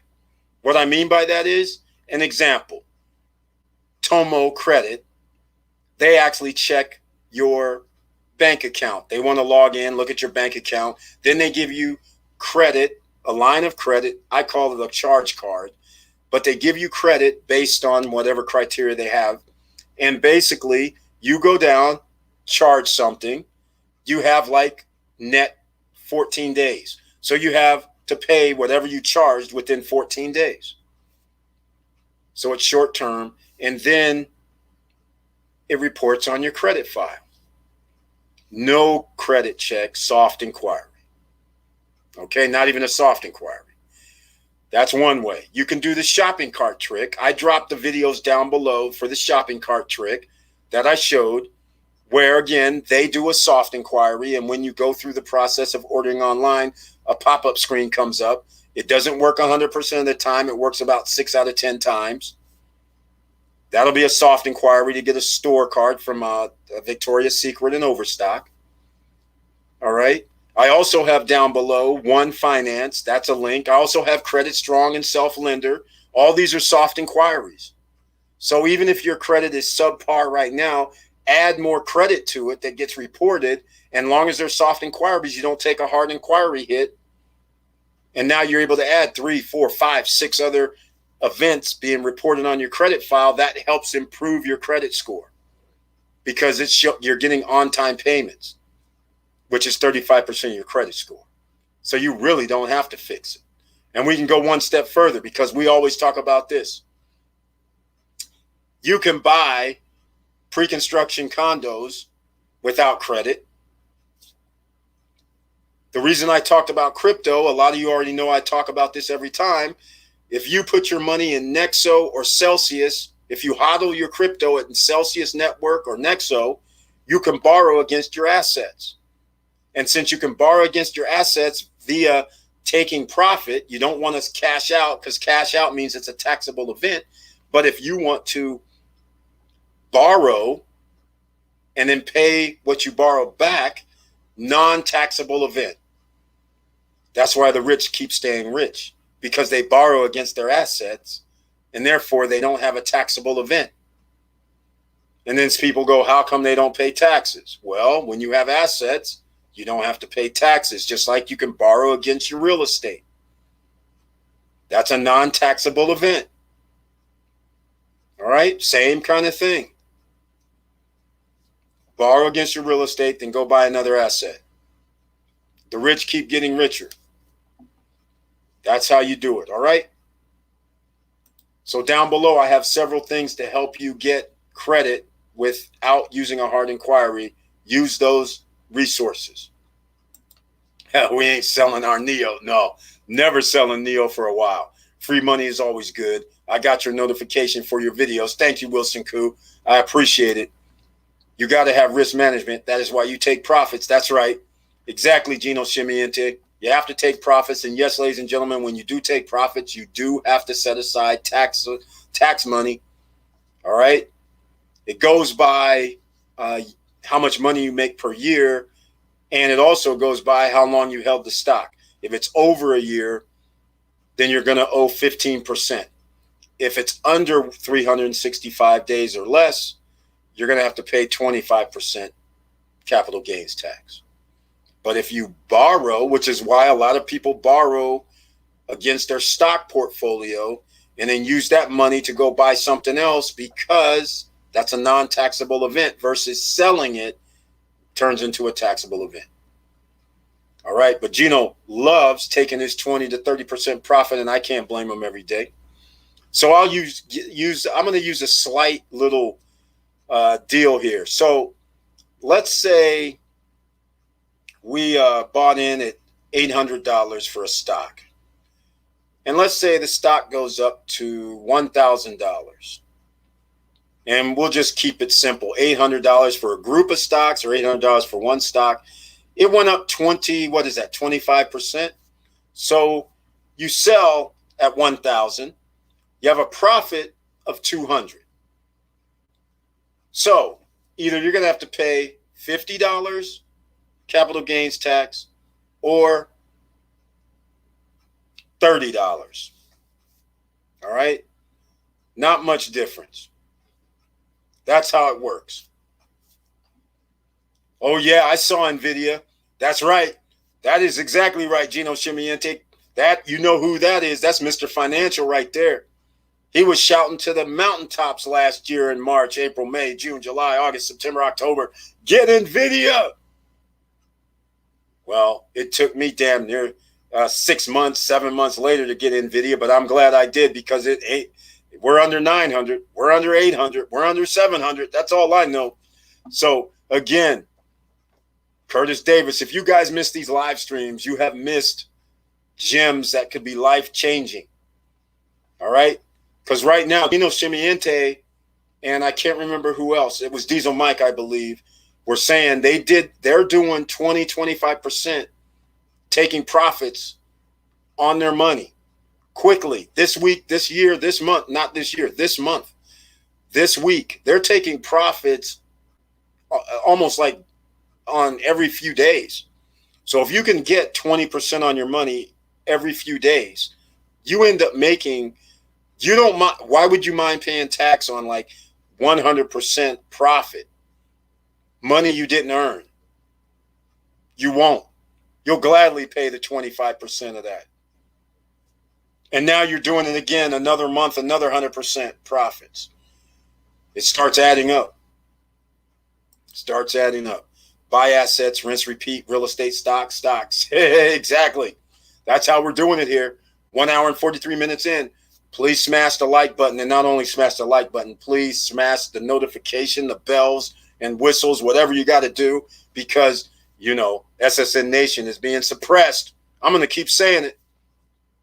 I sent over another message to the guys today when he goes, happy Friday, happy 4th of July weekend to SSN Nation, and be safe. Charlie, that's right. Thank you so much for that, everybody. Yes, that's right. Be safe, because remember, if you're out there drinking, having fun, remember they like to put up the roadblocks on the holiday weekends. So don't go out there acting crazy. Be safe. Be responsible. All right. And, you know, the fireworks and things like that could get dangerous. So be careful out there, please.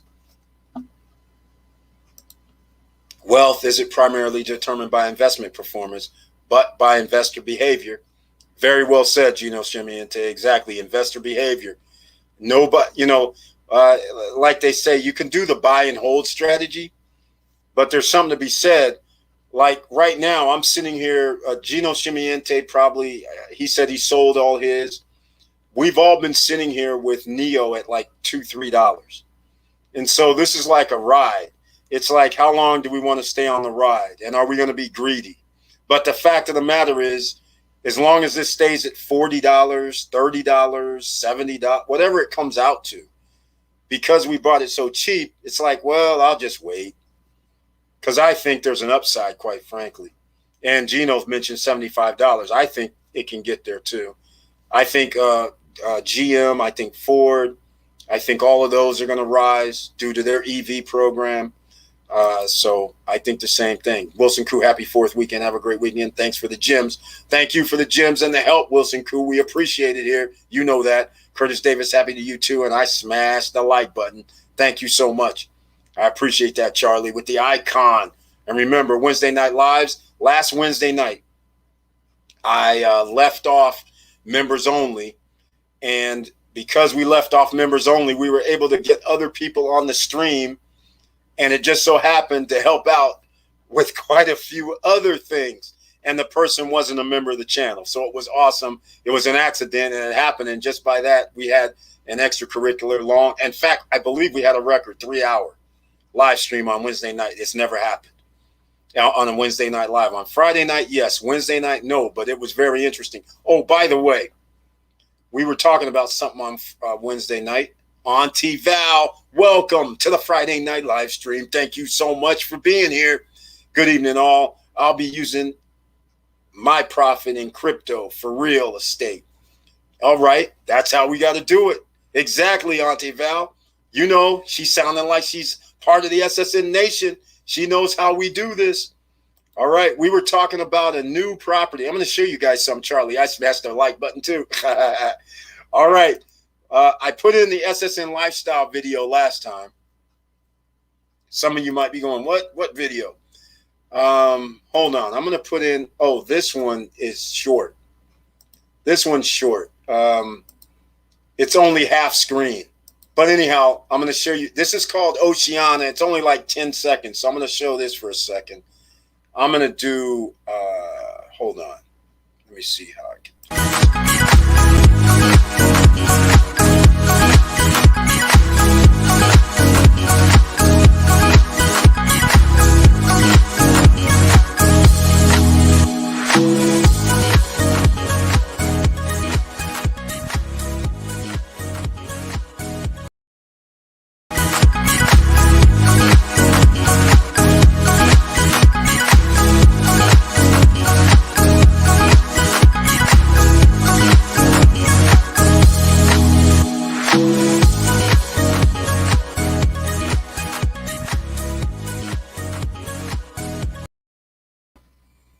All right. That's what we talked about on Wednesday night. This just came out. Oceana. It's in Punta Cana. It's real estate, ladies and gentlemen. It's pre-construction. There are off the charts on this unit. This is off the charts.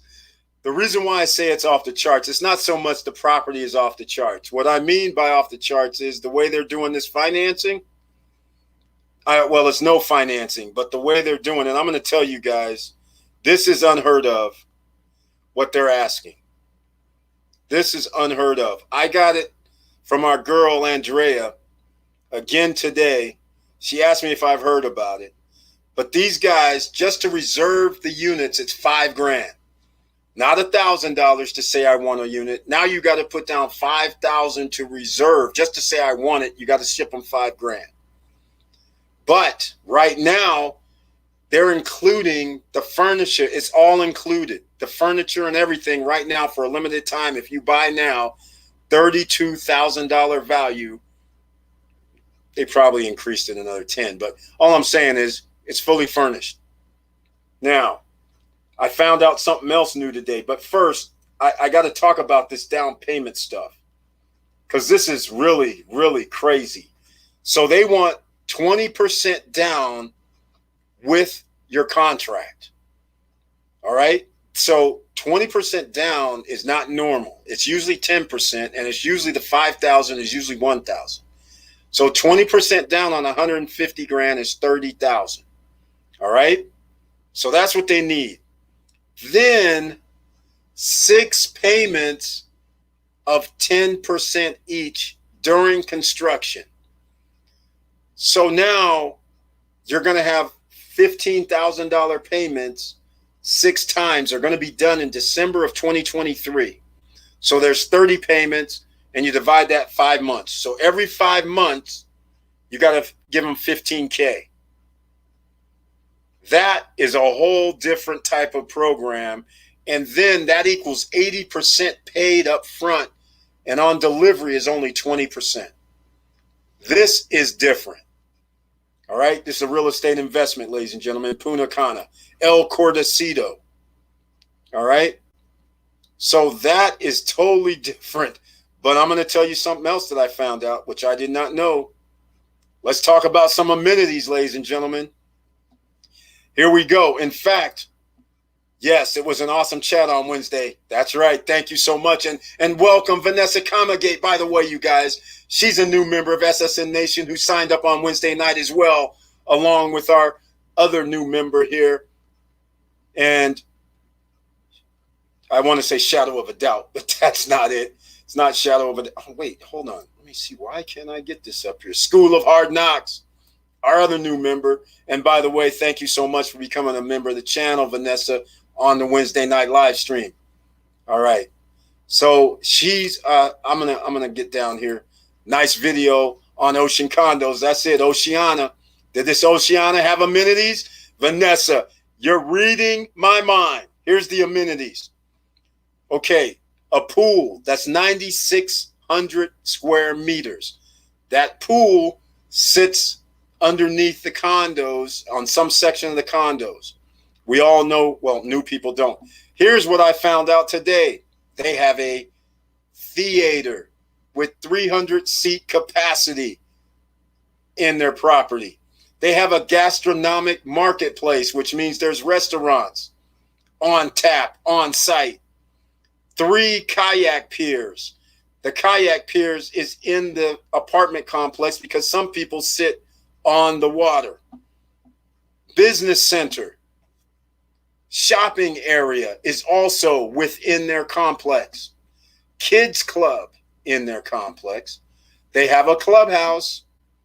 They have a gym. They have a spa. Yes, those are the amenities. Now we're getting somewhere. And here's the other amenity that's not on this list that a lot of people will not know.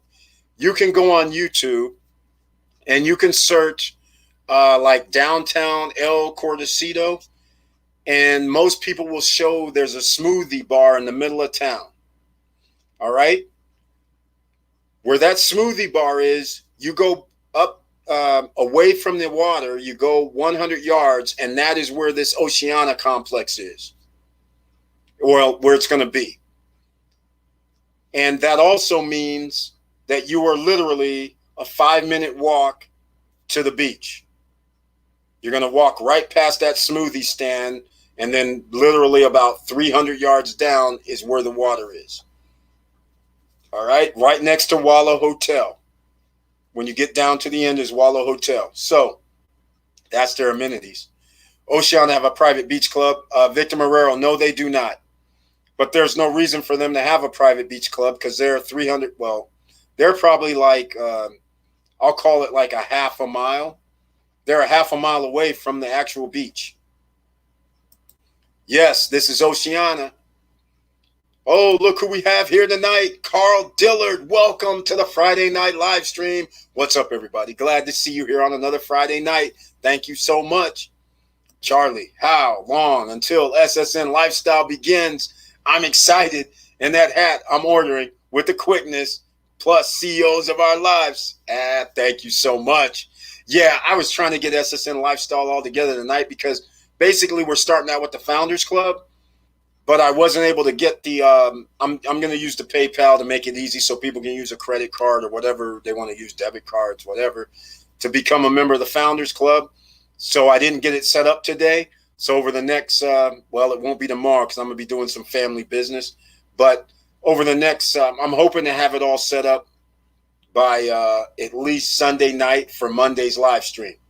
All right. And I might probably do, I'll probably do a video too. But it's almost here. I mean, it is here in reality. I just didn't get everything set up formally with the processing. All right. So it's coming. But that'll be pre-launch.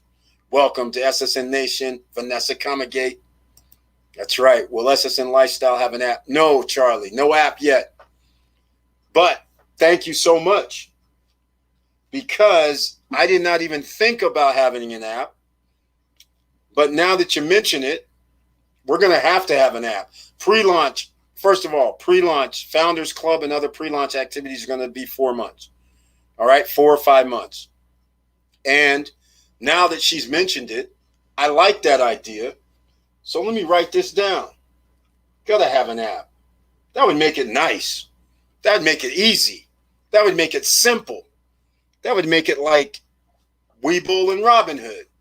So people can have the app. You can actually order and do things on the app. That would be a good idea. I like that. Versus the website. That would be pretty good. I like that idea. I like it. I like it. I like it. Thank you, Charlie. I appreciate that. I'm going to take it and run with it.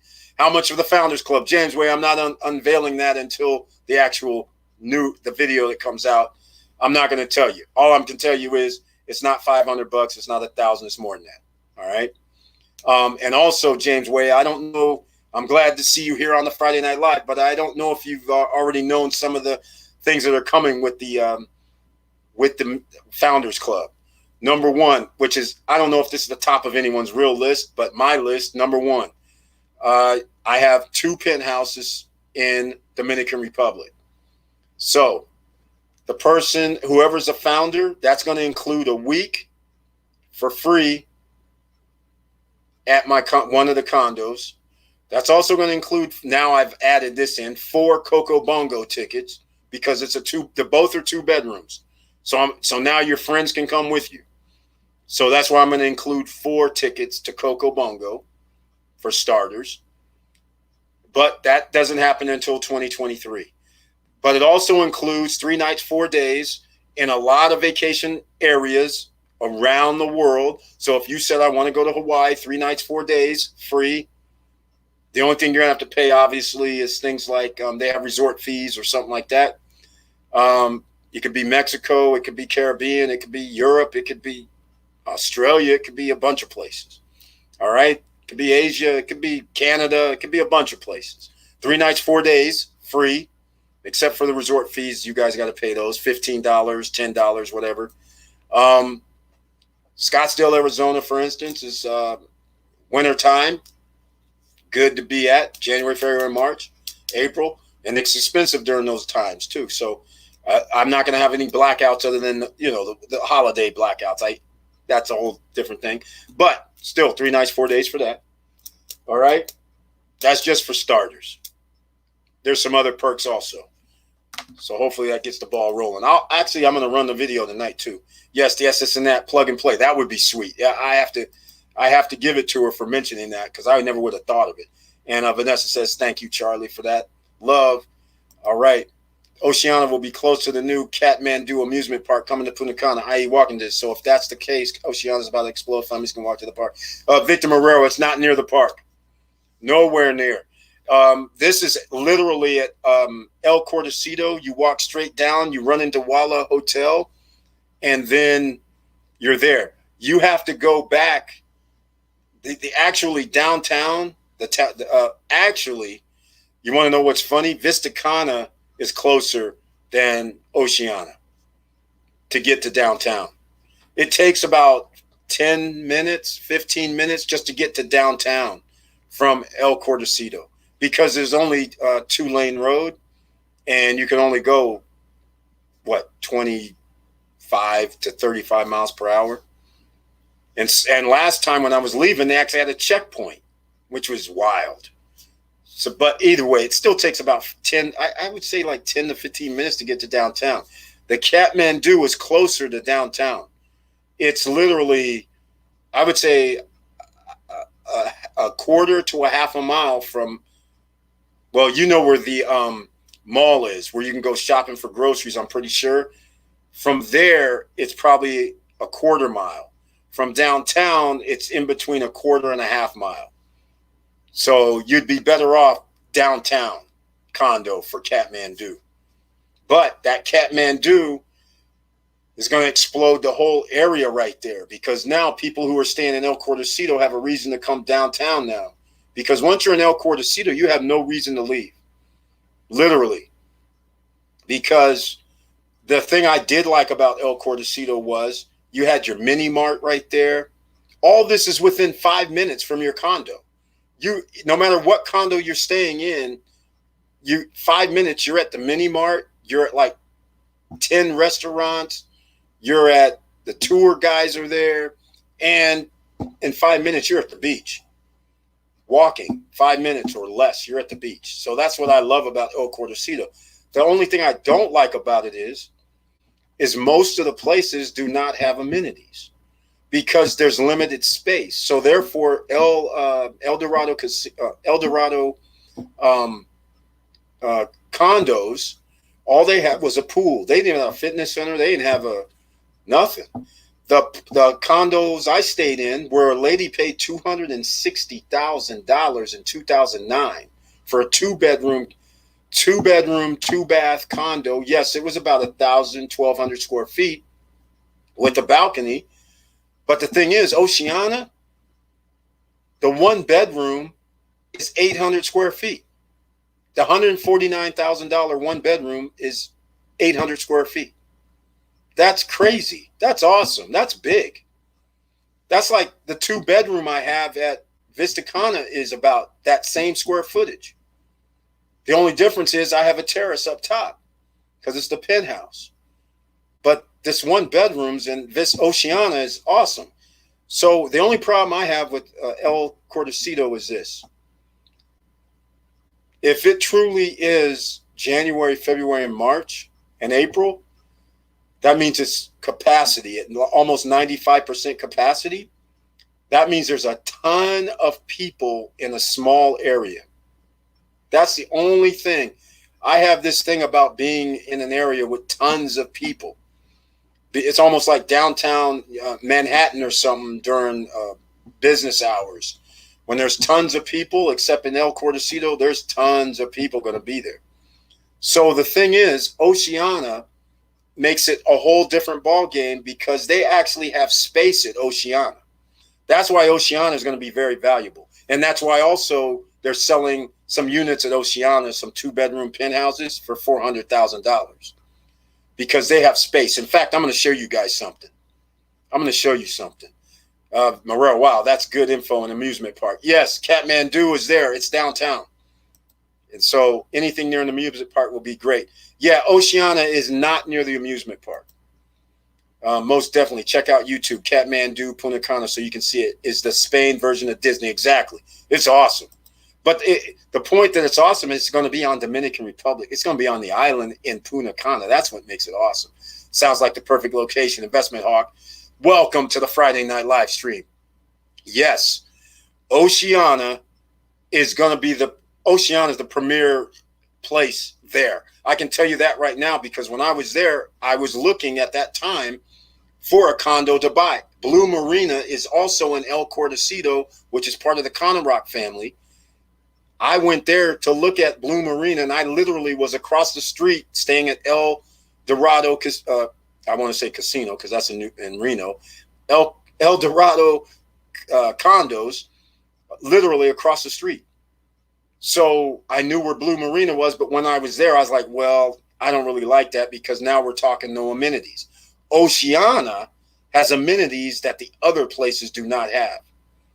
Although Blue Marina on the very top floor, they do have a pool and some fitness center and things like that. But that's 90 grand, 100 grand, 112 grand. But for Oceana with this 300 seat theater, it's off the charts. I got something else for you. I have the brochure for Oceana in case anybody's interested. But it is in a perfect location. That is the best property in El Cortocito by far. I'm taking out the all-inclusive hotels that are in the area.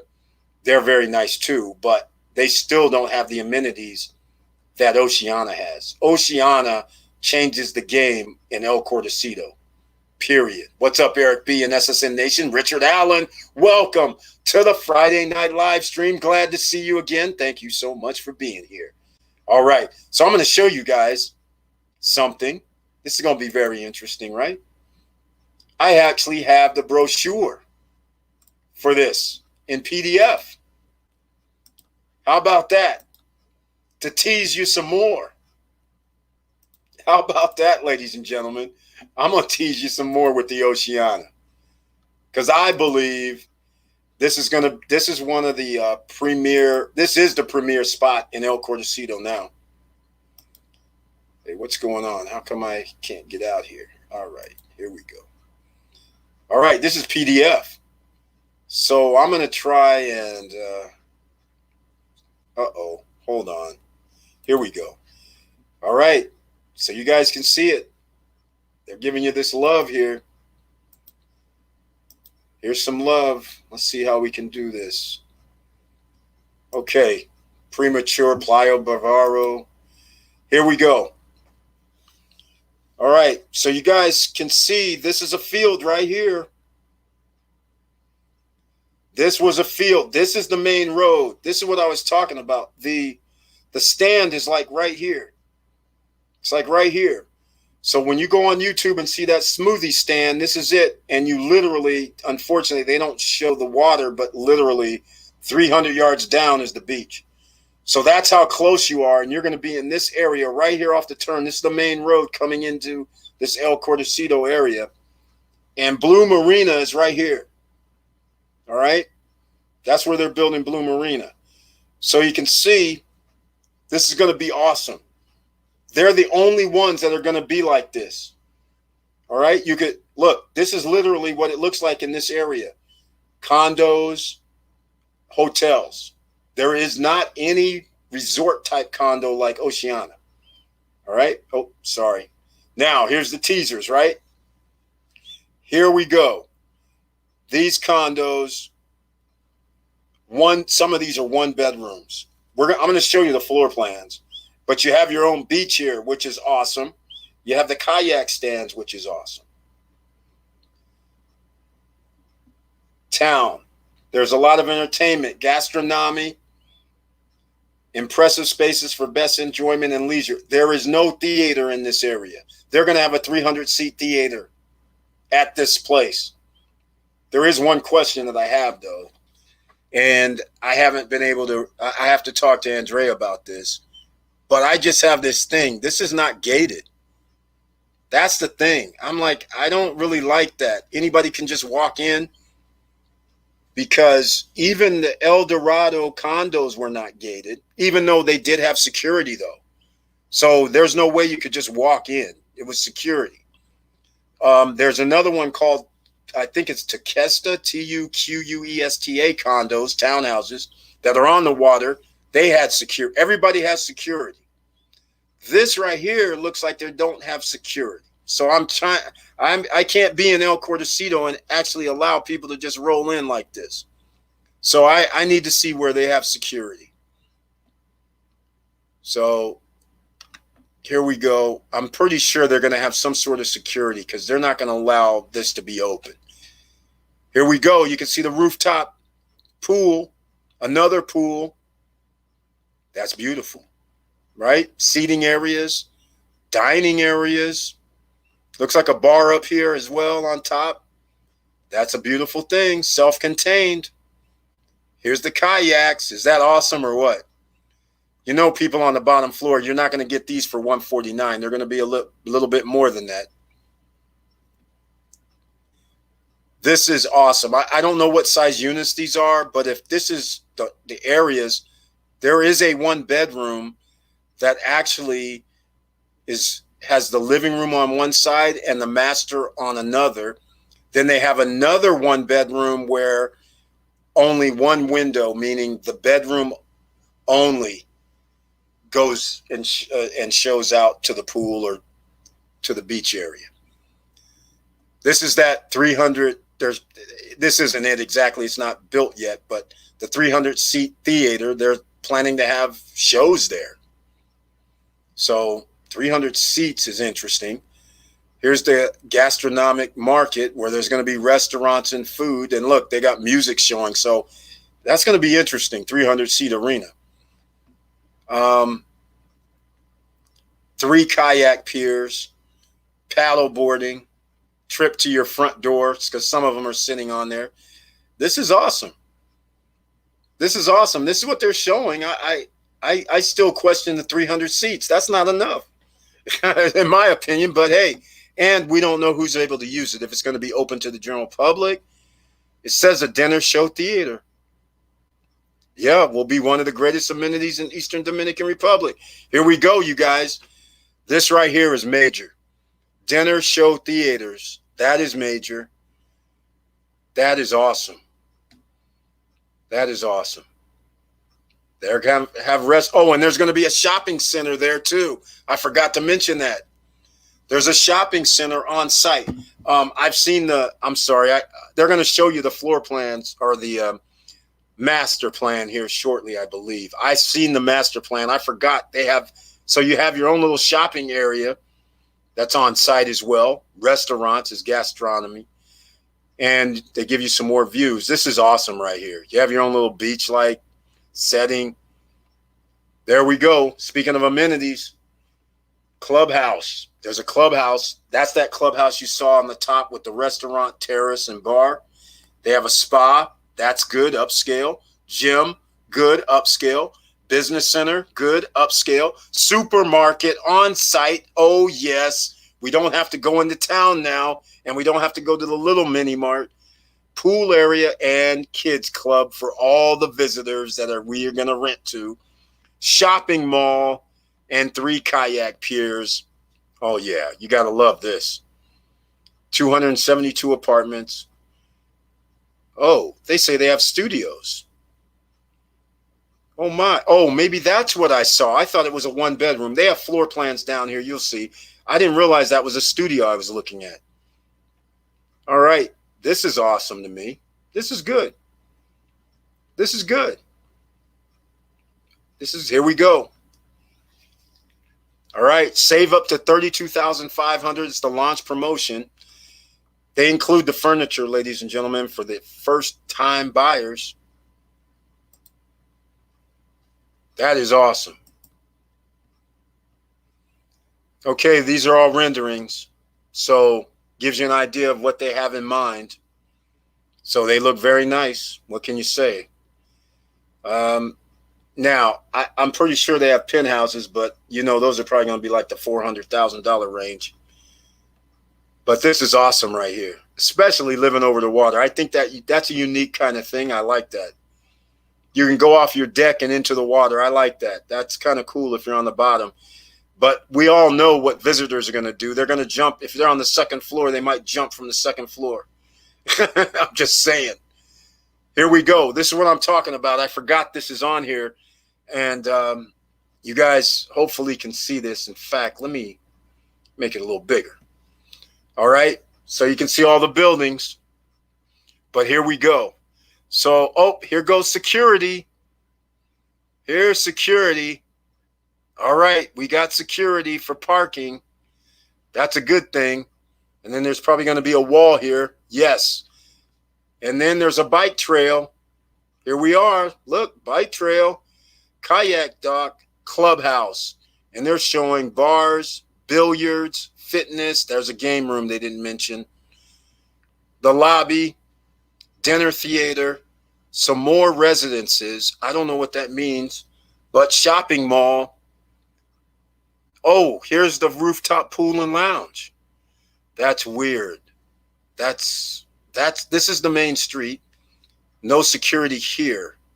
Shopping mall, supermarket. Oh yeah, residences. Okay. So some people can have residences up front. Interesting. Residences, building C and building E. So therefore people can live above the shopping mall apparently, or by the supermarket. That's sweet. I'm liking this more and more, quite frankly, even with their crazy price, crazy down payment plans. Okay, here we are. Supermarket, parking area, social area. Yes, we saw that. Restaurant, terrace, bar, kids club. 72 studio apartments. They're in B, C, and E. So here's B, here's C. Oh, they're up front. So that's why. Okay. They're not in the back. So only the 1-bedrooms and 2-bedrooms are in the back. Interesting. Here we are. 1-bedroom, 2-bedroom, 3-bedroom. So there you go. They're color coded. If anybody wants this PDF, just send me an email and I can send it to you. All right. Here's the floor plans. T1. This is what I was referring to before. No, this isn't, but this is a 1-bedroom. So you have both balconies here, master bedroom. So yes, it goes across. Okay, we're good. Let's see what we got next. Here's the one I was referring to. T2. This, it shows in this buildings, but again, only from the bedroom will you have the view. So I don't know where this one bedroom is. That's the only thing, unless this is not a one bedroom, but it is. There's a sliding door there. That makes it a one bedroom.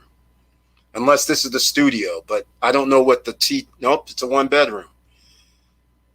65 square meters. That's 700 square feet. That's pretty big. T1, here goes the 2-bedroom units. Full-size deck, this is on the bottom, so that's T1. That must be T1's on the bottom. I haven't even looked at these myself fully.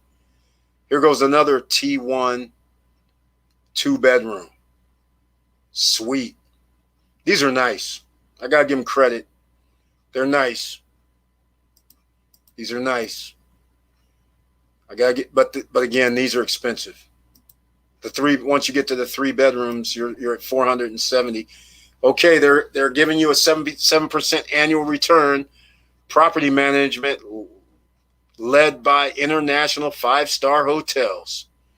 Yes, that's a 5-star if they do it right. Clearly, it's a 5-star, so therefore you're going to get premium rental rates. All right, ladies and gentlemen, let me know what you think. Oh, here it is. I didn't realize this was a down payment that was on here. Like I said, 20% down, as I told you. 6 payments of 10% during construction, and then 20% upon delivery. That's 80%. Okay, something's missing. Oh, 6 times 10 is 60. Yes, so that's 80% down. That's hefty. That's unlike any other, but this is a 5-star. Let me know what you think, Marrero. Let me know what you think, Curtis Davis. Let me hear from you. Let me know what you guys think about this property. All right? Let me know what you guys think about this property. The reason why I mentioned Marrero is because both him and myself were looking at Cap Cana. These prices are a little bit less than Cap Cana, and actually the 400,000 we can buy in Cap Cana. We can buy in Cap Cana for 300. So now the question is, if you're going to go 150, it's understandable, stay in El Cordacito. But if you go above the 150 number, then is it worth it to buy here or at Cap Cana? Now, with their amenities and the way they have things set up, it makes it the best property in that whole area.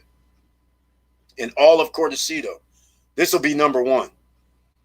And now they have a 5-star hotel, apparently some sort of hotel attachment to this, that's going to be managing the place, which gives you another little cachet. So this is kind of a nice thing. Let me know what you guys think about this. And again, no credit check, no qualifying. So if you have the money, you can do this. All right? That's how we do it. All right. Let's see. I'm going to get back to Richard. Investment Hawk sounds like a good location. Hopefully you saw that location. I know I already went over these. What's up, Eric B and SSN Nation? Thank you, Eric's always passing us gems. Thank you for being here, Charlie. Beautiful. Yeah, it's beautiful. Nice. YouTube already has some nice videos about Oceana. I think I've been in that area. There are a bunch of local restaurants. Exactly, Marrero. Exactly. There's there's a guacamole. There's a, there's an Asian restaurant. I think it was called, I can't remember all the names of places. But yeah, that's exactly where it is. Soon as you walk down if you walk out onto the pavement, you go down 100 yards and there's a retail shopping center and they have about 5 restaurants. Then you go down about another 100 yards and you catch a street there. And that's where another 4 or 5 restaurants are lined up. And never mind, we don't even get to Walla Hotel, which has its own restaurant there. And by the beach, there's another restaurant.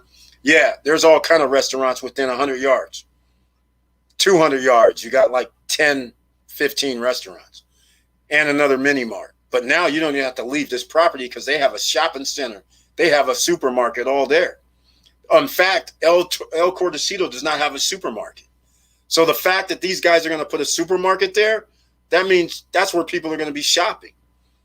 And they don't even have to go to the mini mart anymore, nor do they have to go downtown. Because when I stayed there, I actually went downtown because the mini mart, even though they have stuff, but they don't have everything. The real shopping center was downtown. Now these guys have changed the game for El Cordecito because they're putting a shopping center a shopping grocery store there. That changes the game. Changes the game. Plan to go to Punta Cana in 2 months. Definitely plan to stop by Oceana, do a recon. Yeah. In fact, you might as well just stay in El Cordecito. That would be my advice.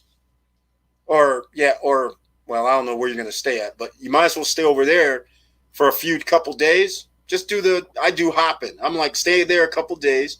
If you're going to stay in El Cordecito, then you know where to stay at because there's a few condos. And you'll see them lined up when people are doing them on Airbnb. And you should be able to stay like $50 a night or less. At a nice one, too. Don't stay at El Dorado condo. That's all I can say. That's all I can say. They're owned by individuals unless they show you nice pictures. But again, I just did it because the lady said, Eric, I'll give it to you for like $15 a night. What was I supposed to say? No? Yeah, so of course I'll take it. I agree. Security needed. Possibly, Eric, you could outsource security for them. Charlie, you know that's right, because that's exactly what would happen. You know that's right. I hope not. K Hunter. He says he hopes not. The beauty about it is that you're located on the water side where all the all-inclusive resorts are located. Barcelona, Malia. Yes, exactly. Exactly.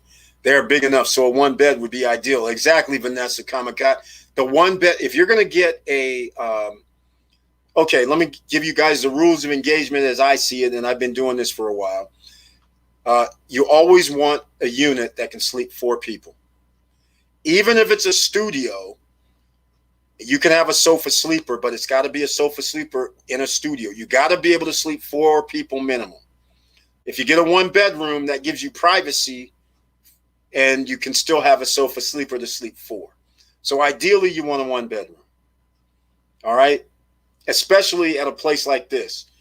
Even though you'll still rent out your studio, though. I have a place, a studio at Waikiki Marina Resort in Honolulu, Hawaii. It's on the marina. Okay? Waikiki Marina Resort is a studio that sleeps 4 people. Because of its location, I can book it all the time. Even though families come and they have 2 kids, they're like, oh, the 2 kids will be sleeping the sofa sleeper. Or they'll sleep in the bed, we'll sleep in the sofa sleeper, whatever. But the thing is, the studio has a full kitchen. That's why people like it. Full kitchen. So they're not out there in Honolulu going to whatever restaurant being charged $30 a plate. And then the grocery store is 200 feet away. Where you can go when you're staying at Waikiki Marina Resort, right?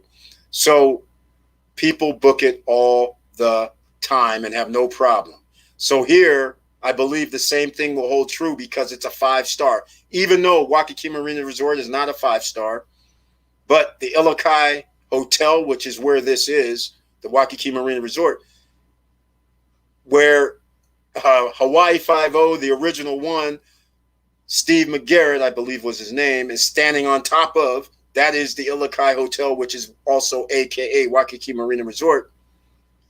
That right there has a cachet in Hawaii, and therefore you can charge more and people stay there. And all this downstairs, there's a restaurant, there's a mini mart, there's a pool, and of course the water is right there. There's the marina's right there. So it has a little cachet. So I envision this place, Oceana, to be the same way. I got my calculator out. Exactly, I know. Looking nice at Oceana. Exactly, Wilson Koo. I also have an eye on Azure Luxury Apartment. Hey, Victor, I know, Marrero. I also have an eye on Azure Luxury Apartments in Cap Cana. This is another beauty. Decision to Sin. Did you see this project when you went? No, they didn't have it. It just came out like last week.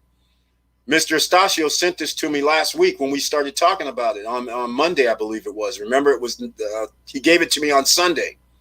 So I knew about it, but he didn't send me over the brochure. He just sent me the pictures that are in the brochure. And so I got 25 pictures. So, but Andrea sent me the brochure today, so that's why, and she sent me the video today, so that's why I had the video and the brochure and a better understanding of how much it costs, because I have the price list as well. Have a good time in the DR, exactly. Honolulu, McD's like 20. Nah, that's where people are eating though. McDonald's and Subway. But at this place, you know, you can go get your food, and at Waikiki Marine Resort, and you have a full kitchen, not a partial, full. So a lot of people like staying there. I don't even know the square footage. It's probably 400 square feet. So it's a nice size, maybe less than that, maybe 350, but either way, nice size for a studio. Absolutely. A sleeping sofa is a must-have. That's another 2 bodies you can put there. I have that in Margaritaville, and it's worth it, exactly, because we get to charge more. You have to understand in real estate what we always talk about. On Monday, we talked about real estate. On Wednesday, and now again, it's all about location, location. And if you have to give up location, then it's all about amenities. So in this case, Oceana, actually, you can't buy anything on the water in El Cortocito. So they created their own on the water for their condominium owners.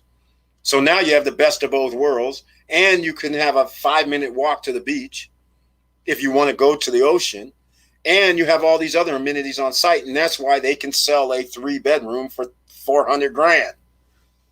That's why they can do it. So this is going to be the best property in El Cortocito by far. There's no other room to build something, by the way. They can there's another area that I went into that they can tear down.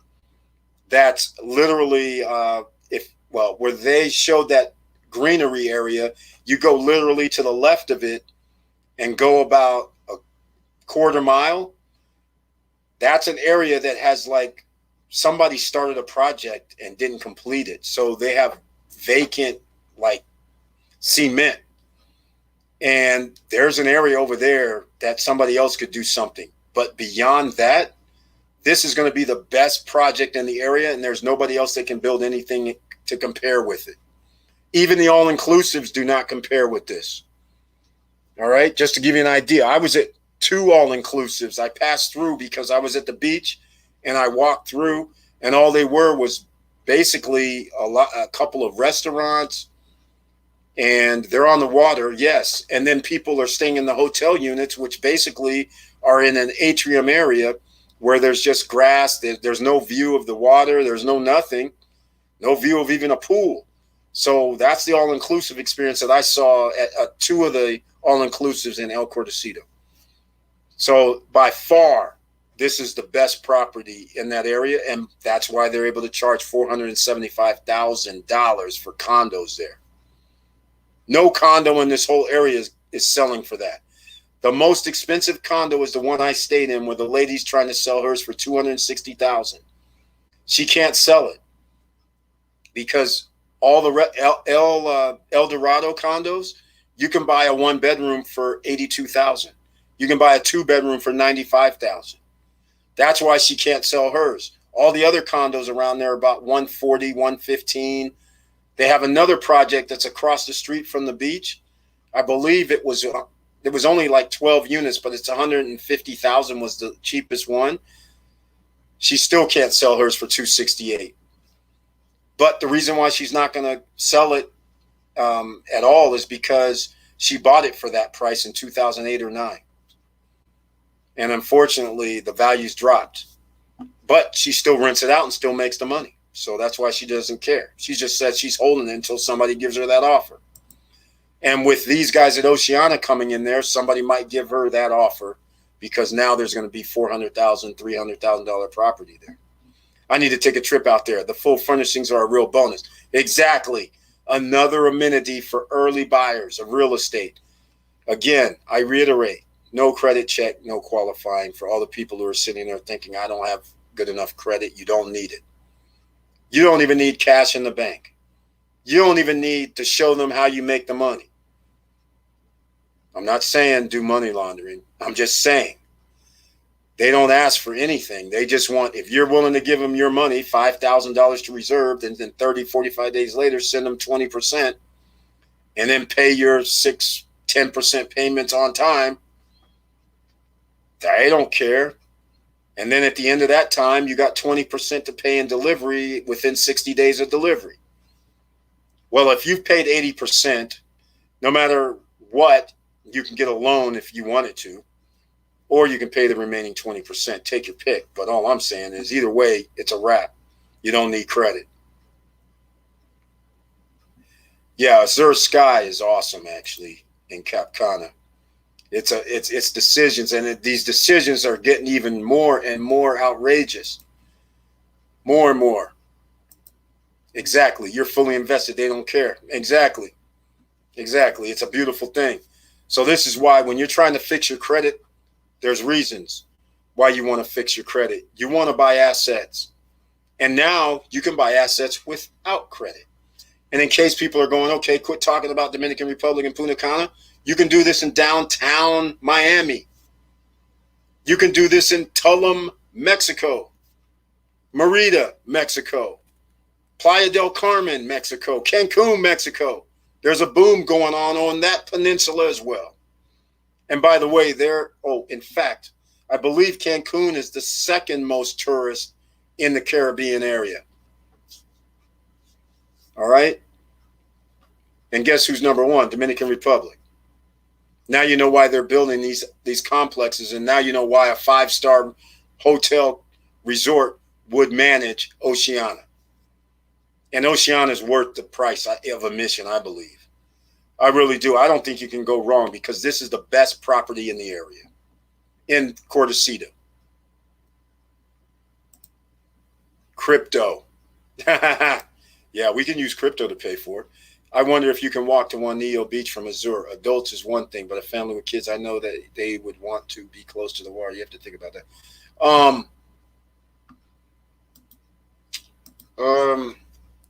I don't think you can. Wait. Hold on. Let me see something. We're gonna look this up. We're gonna look this up because I think it's in walking distance. I do. I think it's on the golf course. This means it's in walking distance. I'm pretty sure that's where it is. I went there. It's right here. I think this is Azure right here.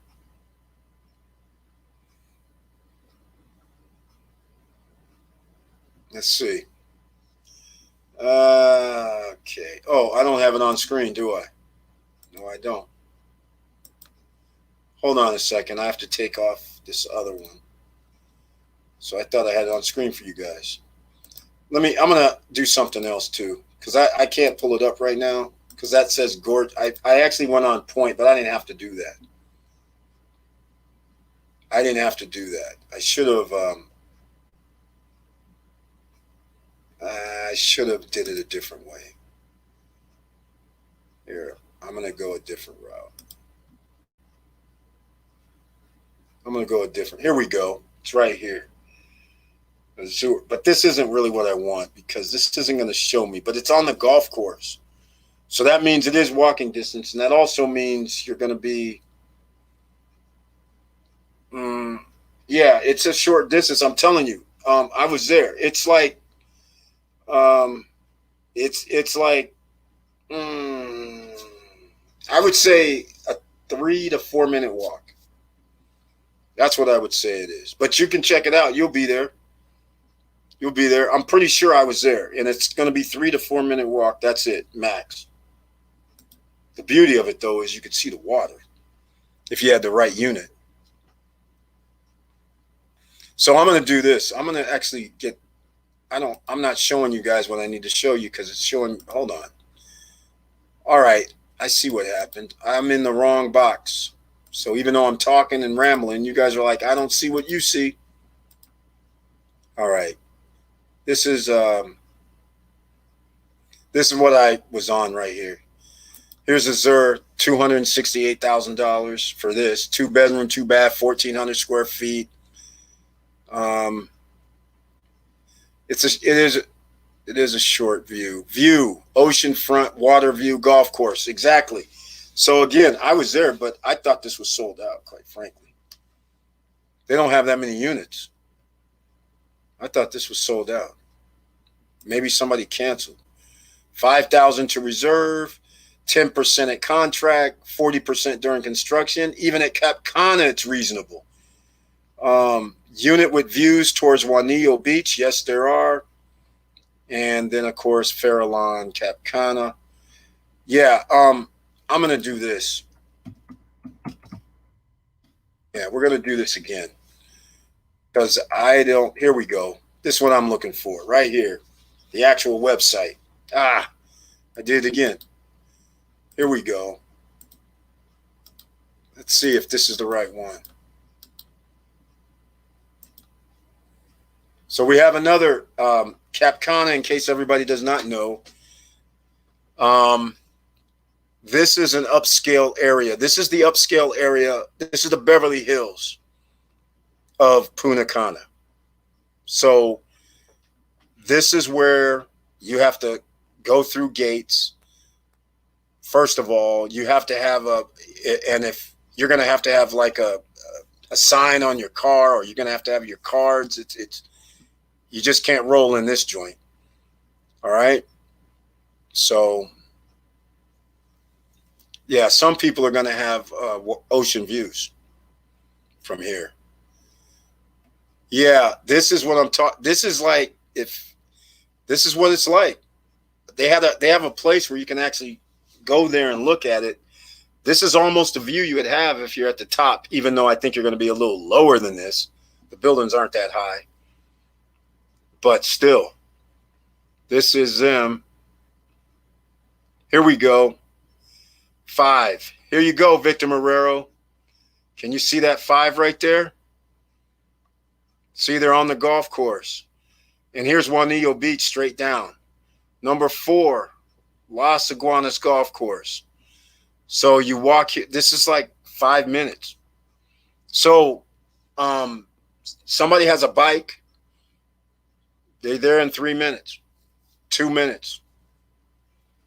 All right. That's it. You're there. Number 2, Juanillo Beach. Sorry. I thought it was straight down. We drove like in this zigzag. So Juanillo Beach is number 2. So this is where it is. 5-2, man. So you're right there. It's not far. And to drive in to here, it's not even on the map. It's not even on the map. Because, yeah, I don't even see it. It's not even on the map here. Because off to the right of this is where we drove in at. And they don't even show how you can drive in here. But anyhow, residence is upscale. It has to be upscale in Cap Cana. 1 bedrooms, $178,000. They were 133, ladies and gentlemen, at one time. 220, 260, 2 bedroom with family plus maid's room, 300,000. This is awesome. That's not it. So anyhow, there you go, ladies and gentlemen. That's upscale, but this is upscale. So the question is, are you going to buy an upscale location? Oh, I left it on. You guys didn't see that then when I was showing you. Number 5 is on your map on the golf course area. It's going to take you 5 minutes to walk to Juanillo Beach over here, number 2. So you probably didn't see that when I was showing it, since I had it up there.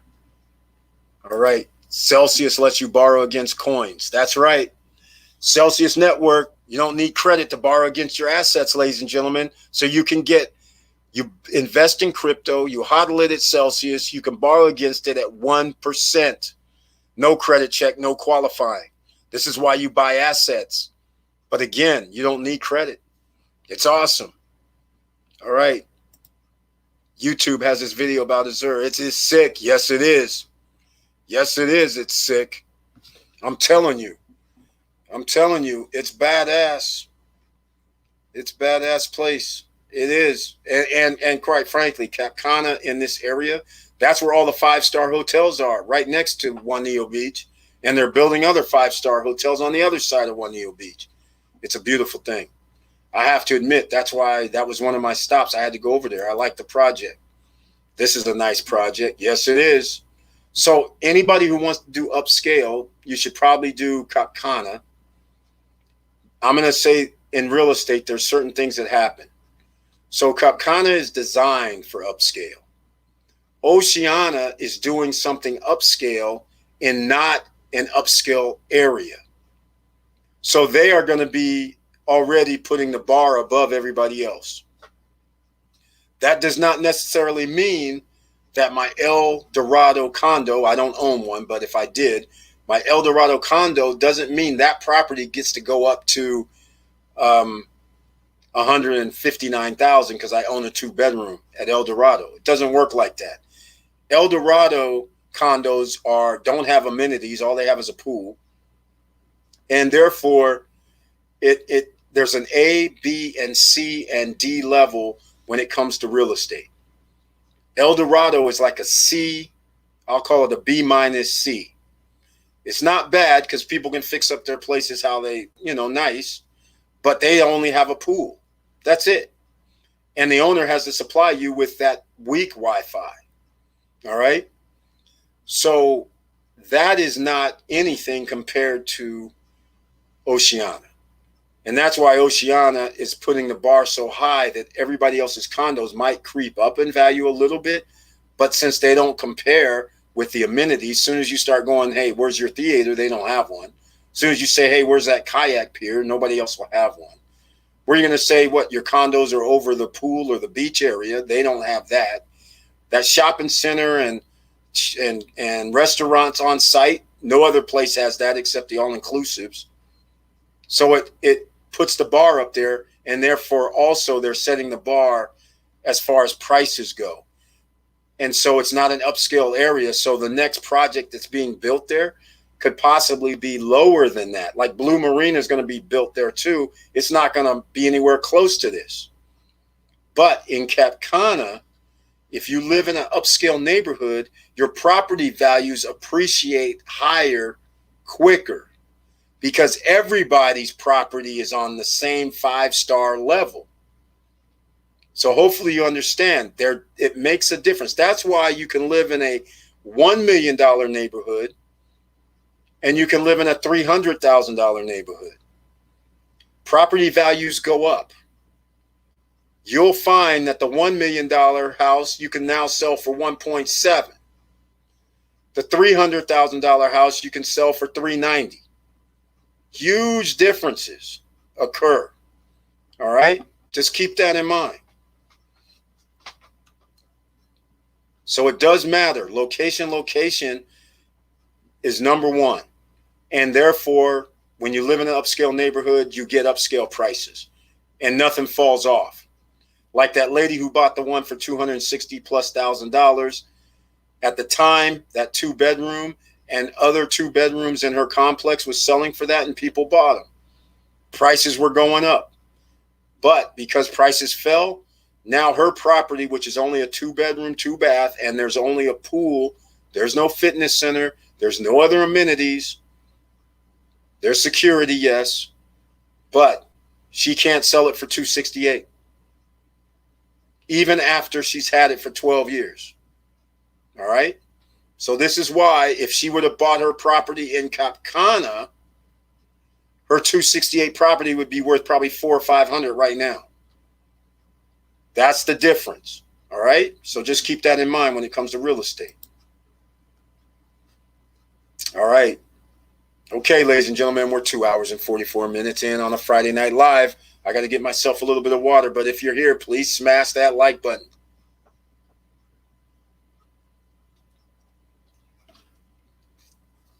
And if you like what we're talking about, please. So smash the like button. Please subscribe to the channel because we talk about everything, all encompassing because we're trying to rise the tide. We're trying to have it where everybody wins. Okay? Nothing's going to stop us, ladies and gentlemen. That's the thing. You don't need credit. You don't need to make $100,000 a year either.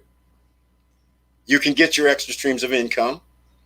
You can then invest in your stocks by having the extra streams of income. And you can invest in crypto. You can invest in real estate. You can invest in gold, silver, precious metals, whatever you want to do. So you have a way to make things work out. All right? No barriers to entry. Yeah, I don't know the HOA. Yeah, how much is the HOA? That's a big question. The name Cap Cana is prestige. Exactly, Victor Morel. In every city, there's always a place that as soon as you mention the name, people go, oh, that's upscale area. The only thing about Cap Cana is the distance to the other all-inclusive resorts in the area. But who cares, right? Yeah, I don't care. I'm going to tell you right now. The same way I feel about Vista Cana, about once I'm there, I have no reason to leave. That's the same way I feel about Cap Cana, quite frankly. Because once you're there, there's no reason to leave. Everything is there. And Juanillo Beach, man, the water barely moves. It's awesome there. And they have the bar right there, too, in case, I mean, all the amenities are there. And you have the 5-star hotels right there. The only thing is I didn't check in Cap Cana if they had a grocery store. I'm pretty sure. Okay. Reason why I went, they actually, I don't remember them having a grocery store, but I do remember they already had some along a side street. They actually had it lined up where they were going to have retail stuff there. So they're probably going to add a grocery store or something. I'm pretty sure there's got to be one there. People aren't going to drive into town to go to the grocery store. So I'm pretty sure there's got to be one on site already. But they're building up other retail within the gates, allegedly. That's what they said. Some signs were up there, and they were saying that, but I don't know for sure, because the real estate is so wanted there that I can't believe that they would just build retail versus another condo project that they can charge $500,000 for condos. But yeah, I agree. But who cares? Exactly. Nobody's going to care about that. I'm staying in Cap Cana. Just like, I mean, it's not even all bad. Don't get me wrong about El Cortocito. Just like when I stayed in El Cortocito, here's the thing. So even though I booked the first 3 nights for this one place because it was so cheap, so I was skeptical about the place itself.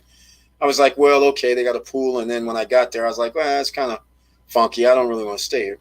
So then I got the 2-bedroom, which was much nicer, and across the street from the beach. But that wasn't the only thing about El Cortocito. El Cortocito has this thing about it that once you're there, you don't have to leave either. And you have your run of restaurants, mini mart, and all the beach you can get. And because the way they're designed, the beach isn't crowded. And even if it is crowded, all you have to do is keep walking down a ways in the left or the right, and you'll eventually run into where there's hardly anybody. So it was perfect. So that's what I liked about it. You did not have to leave, but you did have to bring your groceries. That's the one thing. But now with Oceana, that appears they're putting a supermarket there. So that appears to eliminate that need. So that now makes El Cortocito a much more valuable location, because in there, when you're staying at El Cortocito, even at Cap Cana and El Cortocito, even though they are on a different spectrum, they both have one thing in common. If I need to go to Coco Bongo or downtown, it's not 10 minutes. All right? We're looking at 15, 20 minutes to get there. So you're like 20 minutes away from downtown, and I can only imagine if it took me 15 minutes to get to downtown from El Cortocito, or actually to the grocery store, and then downtown was probably another 2 minutes after that. During December, when I was there, when it was COVID, imagine if it's 10 times the amount of people there. I won't be getting from El Cortocito to downtown in 15 minutes or less. It's not going to happen. And you won't be getting there from Cap Cana in 15 minutes or less. So if you ever need to go downtown for whatever entertainment, or just want to go to the water park, or go eat at Hard Rock restaurant, you're 20. Well, normally you're 15 minutes away. In high traffic, I would imagine you're almost going to be at 25 minutes away. So that's one of the things about being in El Cordacito and Cap Cana, I think. I don't call those a plus because, let's face it, where Victor Marrero purchased his Econo Rock, that's self-sustainable as well because he's on an all-inclusive platform. They have restaurants and they have the beach right there. But again, he's further away as well. So if he wants groceries, I'm pretty sure you don't have to come downtown, but he can go out and pick them up from somewhere. I'm pretty sure there'll be something around there. But again, that's the differences. Even though they're both self-contained, but if you want to go downtown to Coco Bongo, well, you're a ways from it.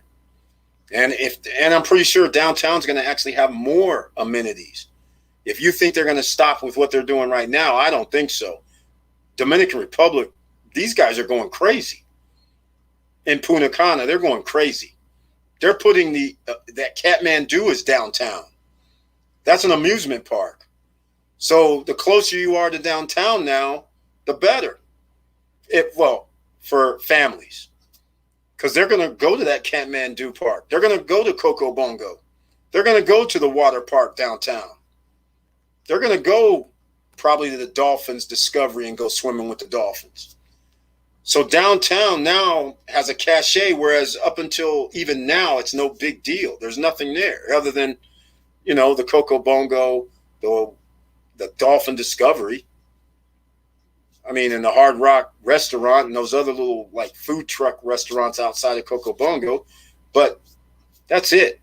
But in about a year and a half from now, people are going to be going, how close are you to downtown? How close are you to Kathmandu Park? That's going to be a thing. So, again, Cap Cana, you're not going to be close. El Cordacito, you'll be close, but if you call 25 minutes close, okay, then that's close. But anybody staying right at where Vista Cana is, Primavera Residences 2, and along that little corridor before you get to downtown, you're only 3 to 5 minutes away. And you're on the freeway, so generally you won't be in the traffic. So that's a big difference. Just like Marrero, he's up at Hard Rock, but because that's on the freeway, he can be to downtown Punta Cana probably in 10 minutes.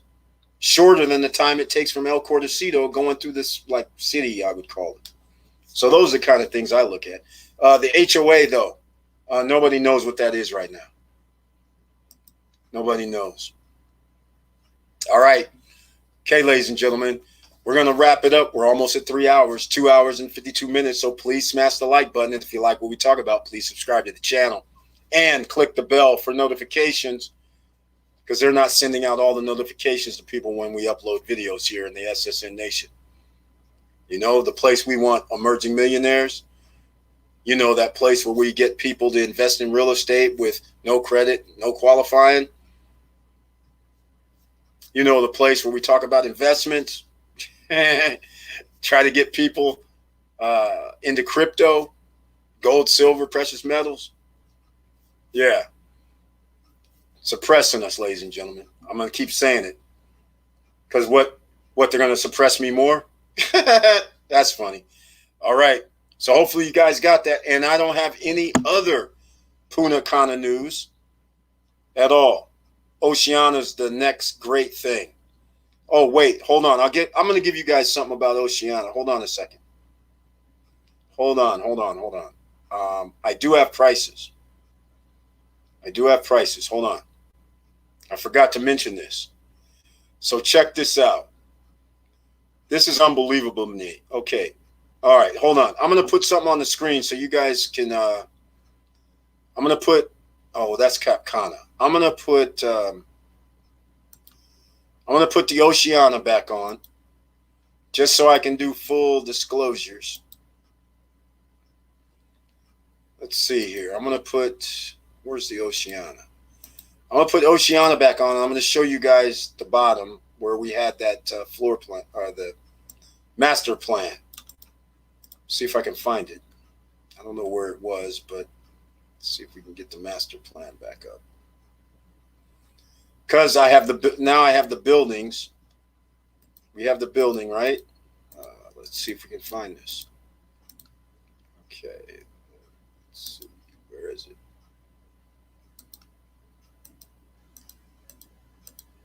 Where is it? Okay, give me a second, ladies and gentlemen. We'll get it on. I'm going to get it on the screen all the way. Then I'll go look for it again. All right, let's see where this is. Let's go.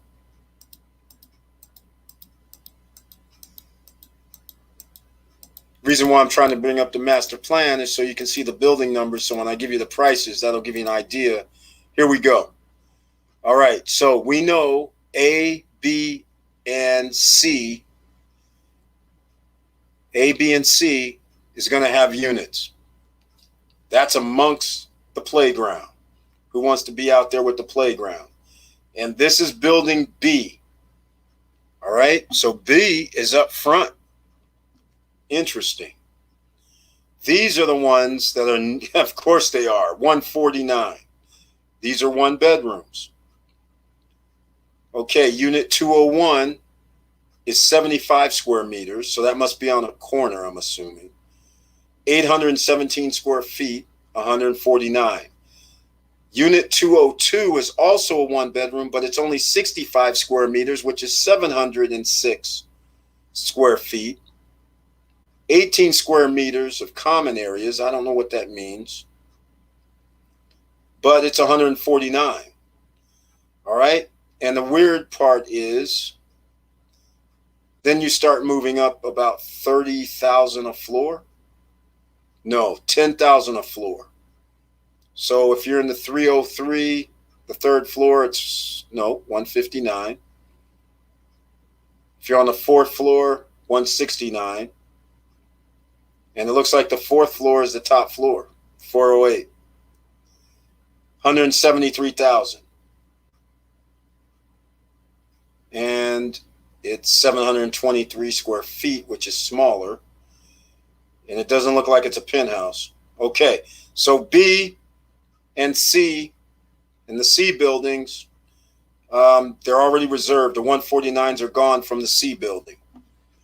So the only thing is you have to get a 159 unit, which means you're on the 706. I don't know what that means. Sixth floor? I don't know. Seventh floor? I can't really tell. But anyhow, 159 in the C building is the cheapest they have. And in the E building, where's E? E building. E is here up front again by the shopping mall. I don't know if that's a good location, but those start at 159. Nope. They still have 149s there too. And they also have the 179, which is on the top floor in 408. All right. So let's get on to the ones that I'm more interested in. A, B, and C are all one bedrooms. Now, G building, all two bedrooms. H building, all two bedrooms. I, all two bedrooms. J, all two bedrooms. Okay, prices start. Here we go, ladies and gentlemen. 275,000, 250,000, 260,000. So you're at 260, 250, 275 for the G building. That's right here. That means you have your little beach to the water. You know which ones are going to cost the most. M, L, K, J that are over the water, right?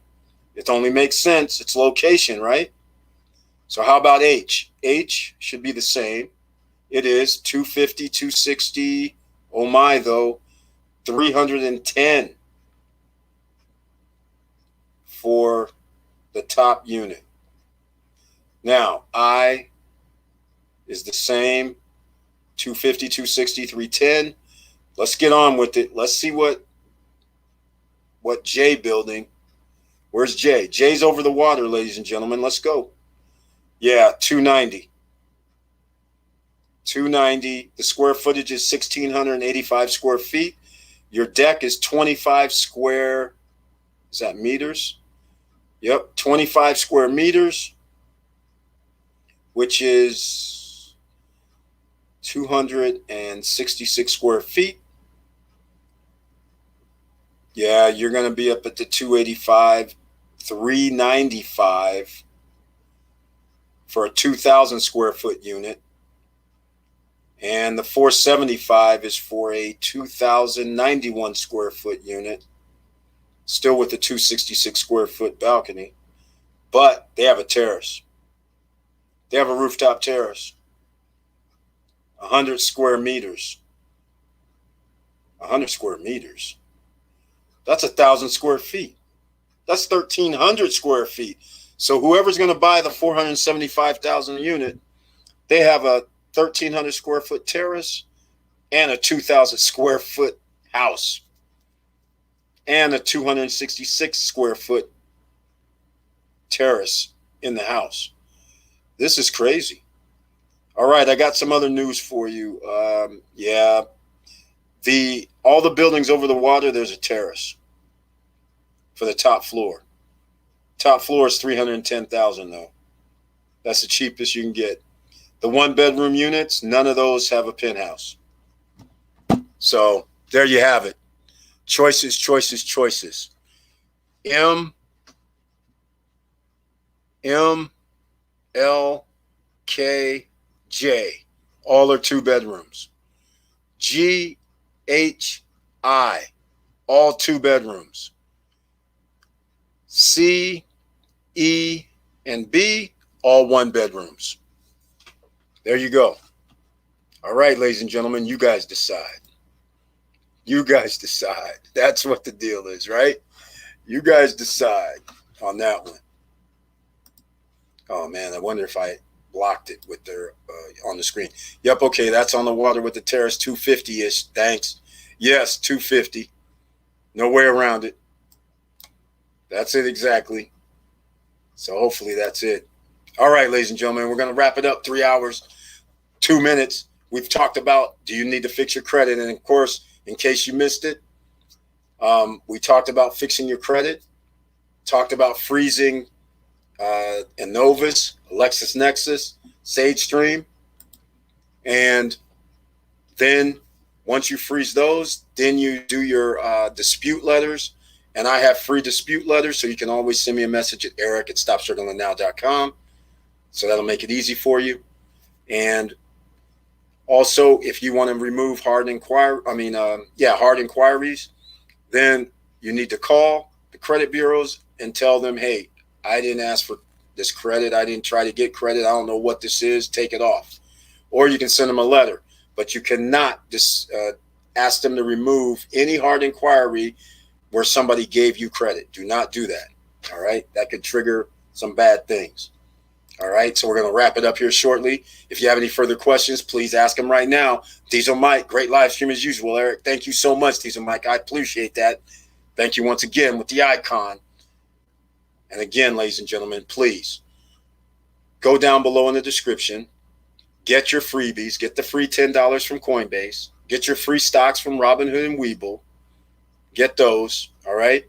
And also, please sign up for the newsletter because, let's call it what it is because everybody uses that word hating.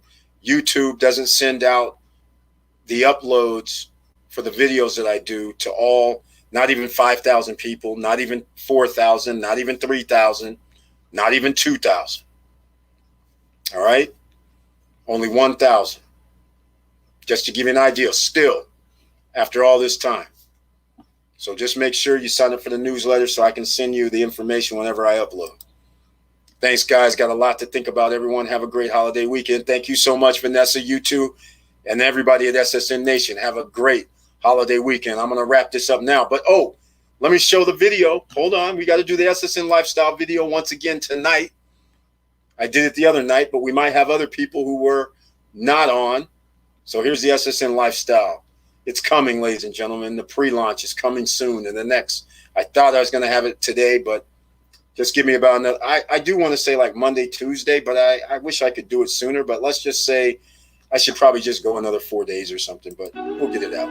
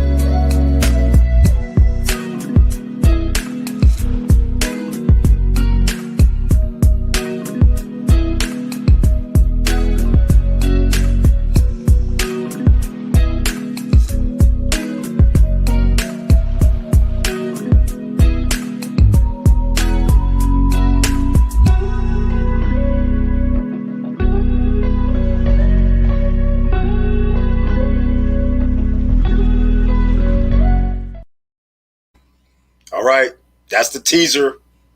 That's what's coming, ladies and gentlemen, something that you will be able to do. All right. And we're going to have the Founders Club. Get your credit cards, your checks, whatever ready if you want to be in the Founders Club, because I did leave something out about the Founders Club. Somebody asked me about it earlier. One important feature that's also added, the app thing I like. Thank you, Charlie, once again. But we are going to have our own SSN Lifestyle Shark Tank. That means we're going to have people pitch us for their startup or their business that they're doing.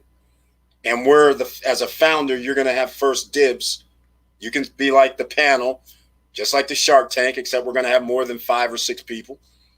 Again, there are going to be 10 to 15 founders. I haven't determined the number yet, but it's probably going to be 15.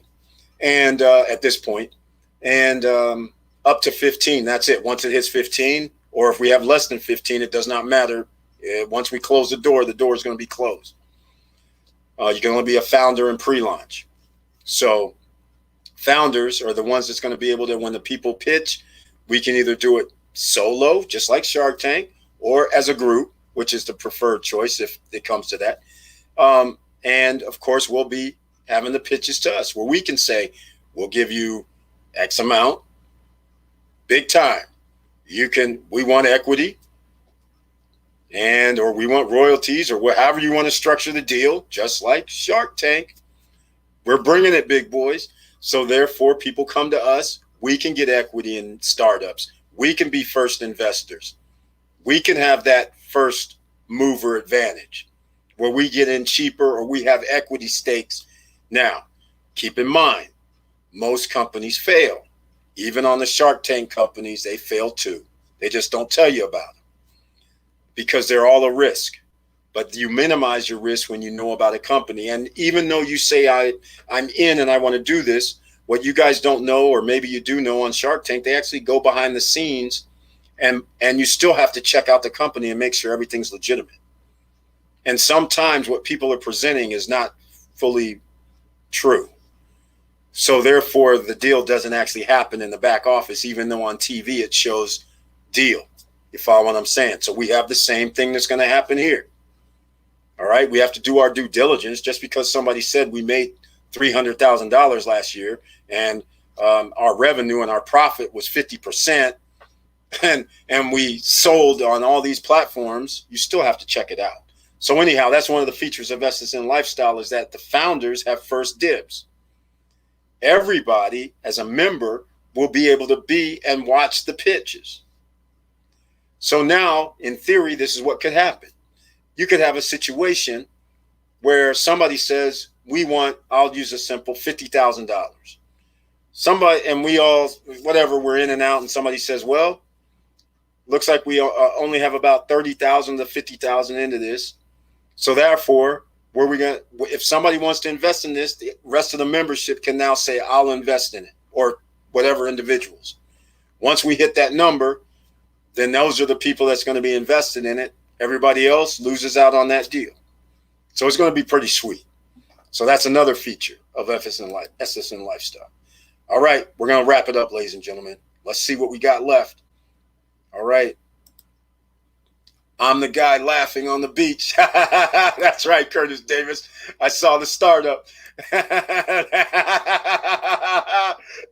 subliminal messages. That's right. That's exactly right. That's what that was about. Now you understand that was part of some of the things of the SSN Lifestyle. That's why you guys are noticing some of the clip images, right? The woman at the spa getting that massage. That's SSN Lifestyle. The guy sitting at the beach with the big smile on his face. That's SSN Lifestyle. The guys at the end on the boat with a couple of females on there and the crew. SSN Lifestyle. It's not really a yacht, but you know what I'm saying, on the boat. And, the person doing even the yoga, your time, your place, your life. You have the time. Make sure you take care of yourself health-wise. All these little subliminal things going on. I'm glad. I see you caught that, Curtis David. That's right. Chilling at the beach without a cell phone. That's life. That's it exactly. That's how it's got to be done occasionally. Victor. Exactly. That's it exactly. All right, ladies and gentlemen, I want to thank everybody for being here once again. I want to thank you for watching. I want to thank you for listening.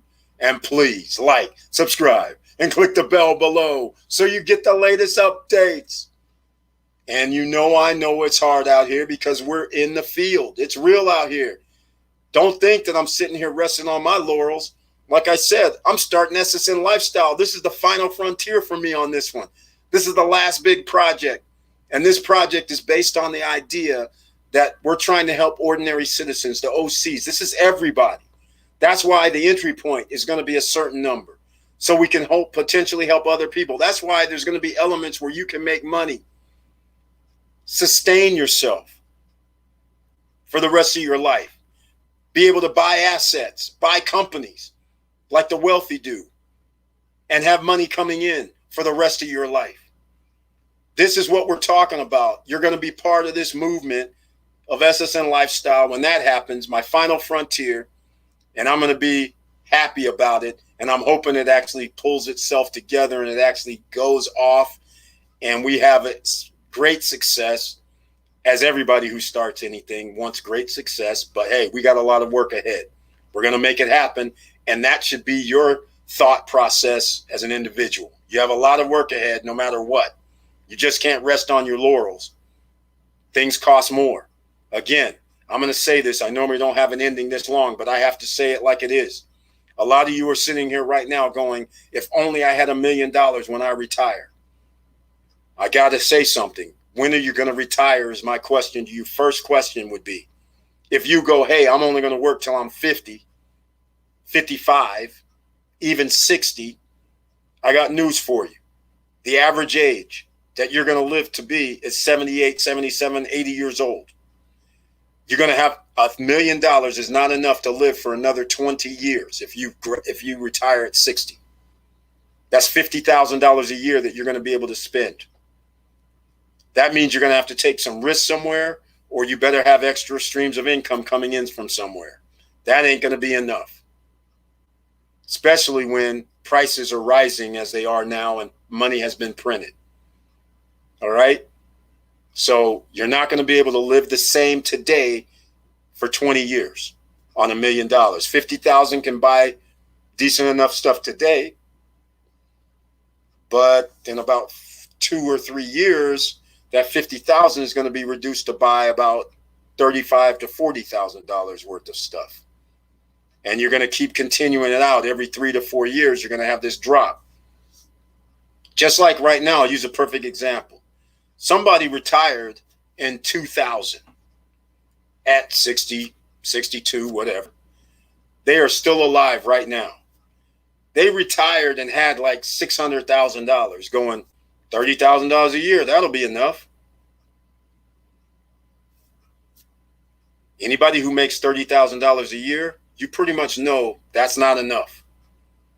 It might have been enough 20 years ago, but it damn sure ain't enough now. And that's the same reason that's $1 million for 50,000 is not going to be enough now. All right. So get on board, ladies and gentlemen. And that's what we're trying to do here. And that's what we are doing here at Stop Struggling Now on a daily and weekly basis. So I want to thank you again for your support, for you being here on the Friday Night Live.